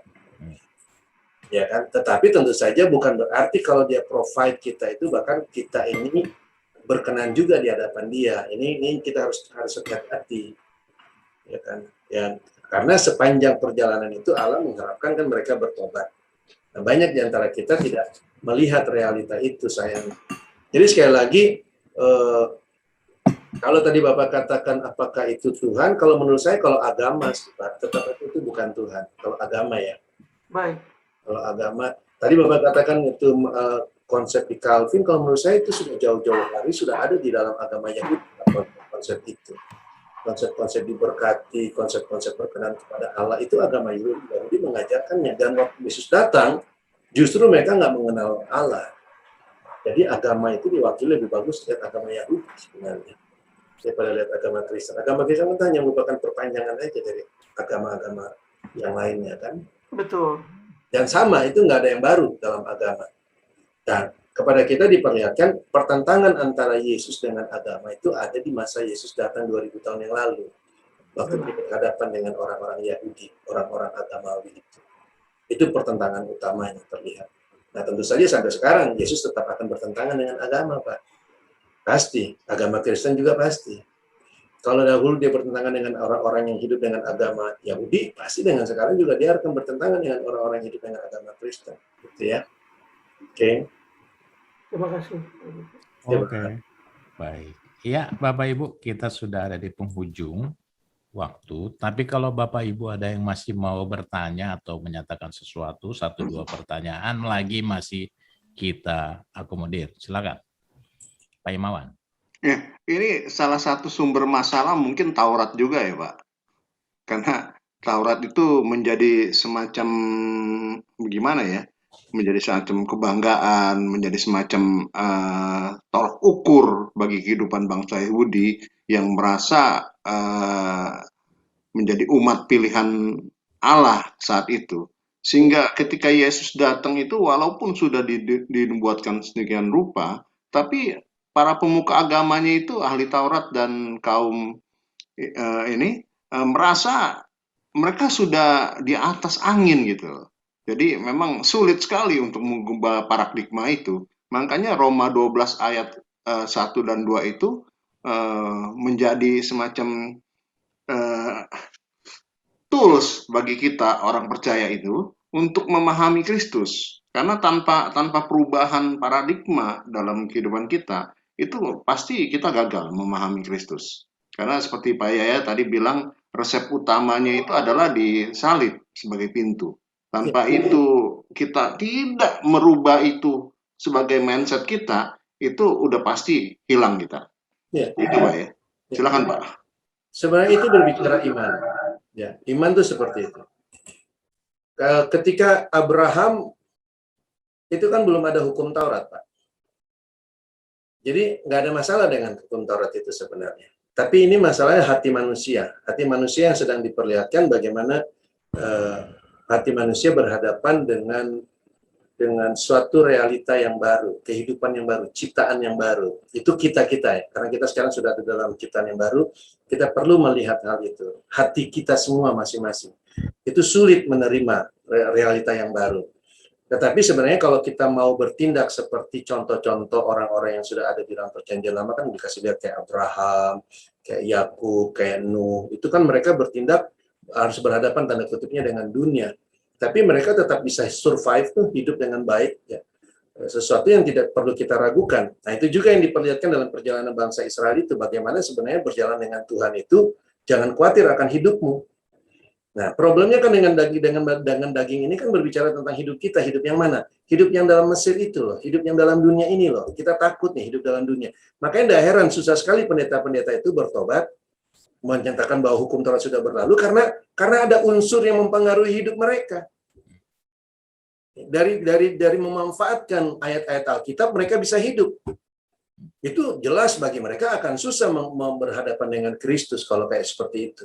Karena sekarang menjadi masalah, kan ini masalah hidup nih. Kalau mereka tidak melihat mereka mati, maka mereka pasti merasa mereka hidup. Dan hidup mereka ini tidak mau diganggu oleh kehidupan yang baru yang ada pada dia. Sementara di dalam Kristus itu hidup yang baru yang mau diterapkan. Jadi bisa bayangkan kalau menurut saya orang seperti ini orang yang buang waktu dalam dunia. Sepanjang hidup dia hanya bergumul melawan hidup yang baru. Ini sebenarnya yang terjadi bagi kita orang yang sudah percaya tapi tidak mau hidup dalam iman. Ini bahaya juga. Kalau menurut saya ini juga meletihkan sebenarnya. Buat apa kita bertentangan dengan Tuhan sepanjang hidup kita? Nggak ada guna pertama kalau menurut saya. Nggak ada guna, capek, ya kan? Sementara Tuhan kan kita nggak bisa rubah. Yang harus berubah kan cuma kita. Cukup dengan perubahan paradigma, cukup dengan perubahan pemikiran kita, melihat realita yang baru, hidup dengan realita yang baru, kita nyaman. Kenapa kita harus bertentangan dengan realita yang baru? Jadi kalau hukum Taurat, kalau kita berbicara, hukum Taurat sih nggak ada masalah. Itu hanya tools yang dipakai untuk orang melawan Tuhan. Sebenarnya bangsa Israel keluar dari Mesir kan belum ada hukum Taurat, Pak. Tapi kita bisa melihat. Jadi Allah perlihatkan hukum Taurat itu yang nanti. Itu adalah hukum Tuhan. Belum ada hukum Taurat aja, manusia sudah segitu degilnya. Iya kan? Apalagi nanti kalau kita bahas setelah hukum Taurat. Wow, itu terlihat sekali. Tetapi nanti kalau kita lihat setelah kita bahas hukum Taurat, itu ada tindakan Allah yang berbeda. Itu nanti kalau kita bahas setelah ini. Kalau ini kan sebelum hukum Taurat. Sebelum hukum Taurat, mereka degil segitu rupa, Allah masih sabar loh. Kasih dia minum, kasih dia makan, ya kan? Dikasih tuh, dikasih dia daging, kasih. Allah baik banget di situ. Karena Allah ada belas kasihan lah, Pak. Orang bekas budak, Pak. Pak, tapi kalau ngomong terus terang, Pak, masalah terbesar sebetulnya ada di ahli Taurat sama ahli Farisi. Jadi itu cocok dengan keadaan saat ini sebetulnya. Bahwa sebenarnya masalah terbesar tuh ada di teolog dan ahli-ahli agama itu. Sama ya, Pak ya? Ya, kalau untuk keadaan saat ini, karena kita kan sudah punya tanda kutipnya hukum-hukum yang tertulis itu, maka tindakannya sama. Tindakan yang sama, karena sama-sama pakai hukum yang tertulis. Iya. Ya kan, apakah yang nulis itu Allah atau yang nulis itu pendetanya, ya pokoknya hukum yang tertulis yang dia berlakukan. Praktek yang sekarang iya sama. Iya. Sebetulnya referensi yang terkuat kan hanya Alkitab. Di luar itu tidak bisa kita jadikan kebenaran. Iya. Nah, Itu udah benar. iya, iya. Cuma sekarang kan kalau kita lihat dalam rangka membenarkan ajaran mereka, golongan-golongan ini, Alkitab pun kan dia rubah. Iya. Dia ganti.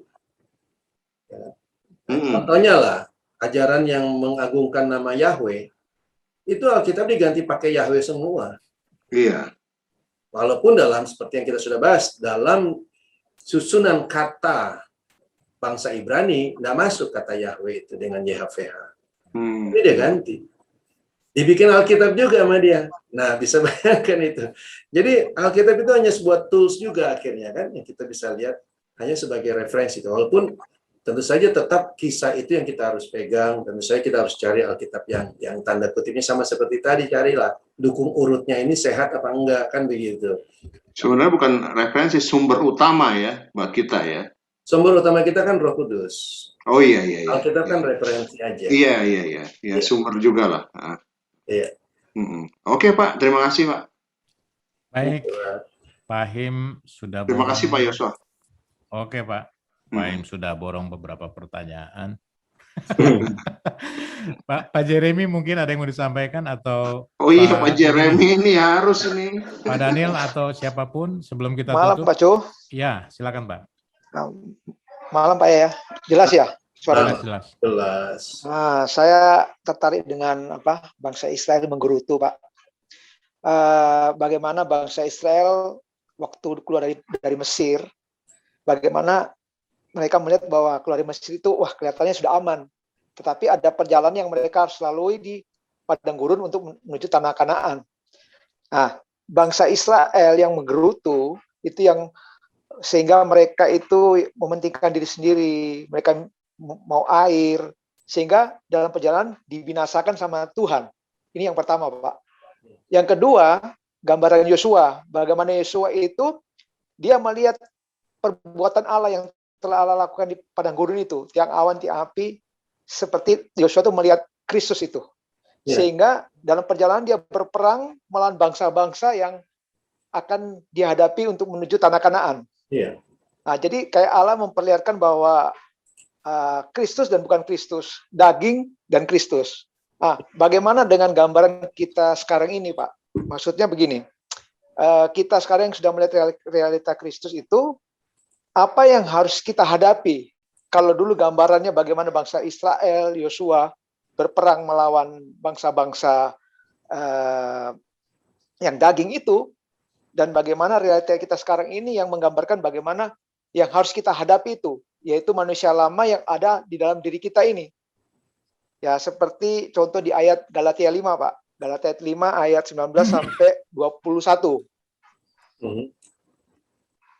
Apakah Galatia 5 ayat 19 sampai 21 ini yang harus kita hadapi, yang ada di dalam diri kita ketika kita ini sudah melihat realita Kristus dan benar-benar Kristus yang berperang. Jadi Tuhan melatih kita untuk melihat musuh yang ada di dalam diri kita nih, Pak. Kalau dulu gambarannya Yosua menghadapi bangsa-bangsa Ai, Yeriko, dan di Kanaan itu bagaimana dia menumpas, tapi semua itu Tuhan yang melakukannya. Dan bagaimana sekarang ini yang kita harus menghadapi musuh yang ada di diri kita ini, Pak. Bagaimana menurut Pak Yaya dengan Galatia 5 ayat 19-21 itu? Ya, sebenarnya yang dahulu dengan yang sekarang tidak ada beda.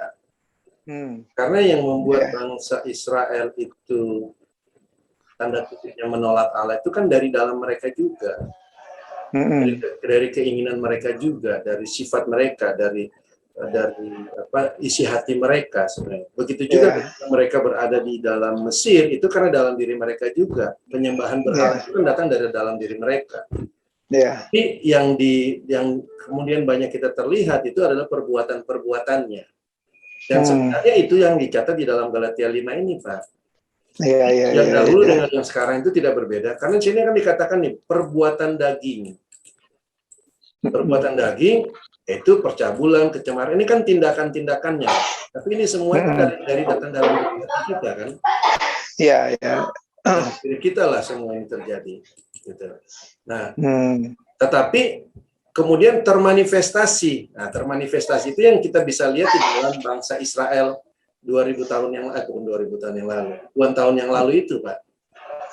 Di situ ada kepentingan, ada penyembahan berhala, ada sihir, ada hawa nafsu. Ya, itu cuma manifestasi mereka. Jadi bagaimana bangsa Israel yang dahulu itu dengan kita sekarang sama. Sama-sama itu unsur di dalam diri kita, unsur hati kita, unsur yang masih ada dagingnya. Makanya itu selalu dikatakan janganlah hidup dengan daging, tapi hiduplah menurut roh. Maka akan daging itu. Itu sebenarnya tekanan-tekanannya. Hidup dengan roh itu bagaimana? Ya itu Kristus yang dibukakan.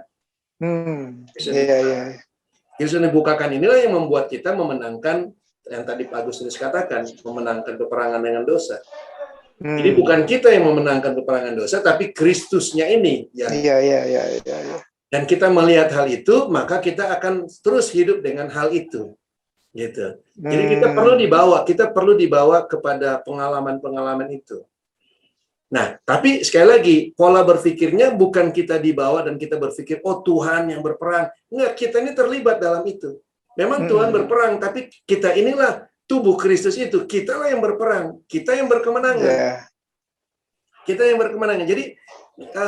Jadi mindset kita jangan lagi dikotomi begitu, Pak. Ada Tuhan, ada saya. Tapi mindset kita harus melihat bahwa saya inilah memiliki Kristus. Saya ini sudah komplit dengan Kristus. Saya inilah tubuh Kristus. Jadi apapun yang saya kerjakan yang Kristus itu, itulah Tuhan bekerja dalam peperangan-peperangan kita. Tentu saja termasuk yang tadi Pak Jeremy katakan Galatia 5. Seluruhnya. Dikatakan di sini kan perbuatan daging, Pak. Ini sebenarnya kan perbuatan daging ini berdasarkan dari dalam kita kan, dari dalam hati kita. Nah, kemudian dikatakan di bawah sini. Nah, dia katakan ini, terhadap semuanya itu kuperingatkan kamu, Barang siapa melakukan hal yang demikian, ia tidak akan mendapat bagian dalam kerajaan Allah. Kita baca ke bawah, ya. Tetapi buah roh. Berbeda kan? Artinya ini hasil daripada roh. Kehidupan dalam roh. Ini muncullah ini. Gitu. Lalu baru di bawahnya. Bagus sekali nih. Barang siapa menjadi milik Kristus Yesus, ia telah menyalibkan daging dengan segala hawa nafsu dan keinginannya. Ini yang menjadi masalahnya. Kalau kita menjadi Kristus, maka kita telah menyalibkan daging. Artinya kembali melihat kepada pintu itu. Pintu itu ya. Nah, ini bagus. Jika kita hidup oleh roh, baiklah hidup kita juga dipimpin oleh roh. Jadi bukan hanya hidup oleh roh, tapi dipimpin. Dan tentu saja pimpinan Tuhan ini yang kita lihat bangsa Israel dibawa keluar, itu kan pimpinan Tuhan, Pak. Jadi mengikuti apa yang Tuhan arahkan, itu sebenarnya pimpinan Tuhan. Oke, Pak. Oke, thank you Pak ya. Pak. Oke, Pak Jeremy, thank you. Kita akan masuk dalam konklusi. Silakan Pak JK. Iya, jadi dari apa yang kita sudah lihat hari ini, sudah kita coba diskusikan, memang penting sekali bagi kita untuk menyadari, paling tidak bukan hanya memahami, menyadari dan melihat serta hidup di dalam realita yang baru. Sekali lagi kita sudah menjadi ciptaan baru. Kenapa? Karena siapapun yang ada di dalam Kristus, dia adalah ciptaan yang baru. Dan ciptaan yang baru ini tentu saja dengan natur yang baru, dengan kehidupan yang baru, dengan identitas yang baru, dengan realita yang baru. Ini yang harus ada pada kita. Dan pemahaman ini, supaya kita bisa berjalan ketika Tuhan memperlihatkan dirinya. Bagaimana Tuhan memperlihatkan dirinya? Tadi seperti Pak Agustinus katakan, ketika ada berbagai macam pencobaan begitu, tantangan-tantangan muncul, lalu kita mengatasinya, bagaimana bukan kita lagi yang mengatasinya. Tapi Kristus, itu Tuhan memperlihatkan dirinya. Itu Tuhan menyatakan dirinya. Dia bekerja dalam kita. Ya. Dan kita, kalau kita melihat hal ini, kita akan punya kebanggaan untuk terlibat dalam apa yang Tuhan akan kerjakan. Ini yang saya lihat sesuatu yang membanggakan sebenarnya. Kalau bangsa Israel melihat Tuhan bekerja sepanjang perjalanan mereka, oh itu membanggakan sekali. Sayangnya dalam sepanjang perjalanan mereka itu, mereka tidak melihat perbuatan Allah itu. Mereka hanya melihat bagaimana Allah menjaga mereka sebagai anak yang manja. Ya. Tapi mereka bukan melihat lagi bahwa mereka ini bagian dari Allah. Allah yang bekerja. Itu yang terjadi pada kita sebenarnya sebagai tubuh Kristus. Allah yang bekerja dalam kita ini. Allah yang bertindak. Segala pikiran-pikiran kita untuk tidak lagi mau sepakat dengan dunia, itu adalah pikiran-pikiran Allah yang bekerja dalam diri kita. Jangan tunggu Allah menyatakan dirinya lagi. Itulah Allah yang menyatakan dirinya kepada kita. Karena prinsip-prinsip Dia yang bekerja dalam kita. Sekali lagi Allah adil. Itu realita. Sekali lagi saya harus katakan itu realita. Sama seperti, contohnya, bagaimana saya tahu ini manusia adamik, saya ini manusia adamik? Ya saya lihat aja, perbuatan dosa, perbuatan yang tadi disebutkan dalam Galatia 5 itu, ketika itu saya manifestasikan, ketika itu saya pikirkan, itu realitas saya sebagai manusia Adam. Itu realita. Kita nggak perlu tunggu Adam yang bertindak. Itulah saya sebagai Adam. Sebagai manusia daging, itulah saya, itu realita. Demikian pula kita sebagai manusia roh. Kita nggak perlu tunggu Roh Kudus gerakkan kita. Ketika kita bertindak dengan pemahaman-pemahaman Kristus, ketika kita bertindak dengan realita-realita yang Tuhan bukakan, itulah saya, itulah Kristus. Itulah Christ in you. Jadi kita melihat Christ in you itu bukan dua hal yang terpisah, bukan ada saya, bukan ada Kristus. Itu satu kesatuan. Karena itulah kehidupan. Jadi kita tidak lagi mendua hati dalam hal seperti itu. Ini sebenarnya harusnya menjadi perjalanan pokok awal dasar bagi kita ketika kita berjalan di dalam Kristus. Saya rasa itu dulu pada malam hari ini Pak Jo. Nanti sambil diskusi lainnya kita teruskan.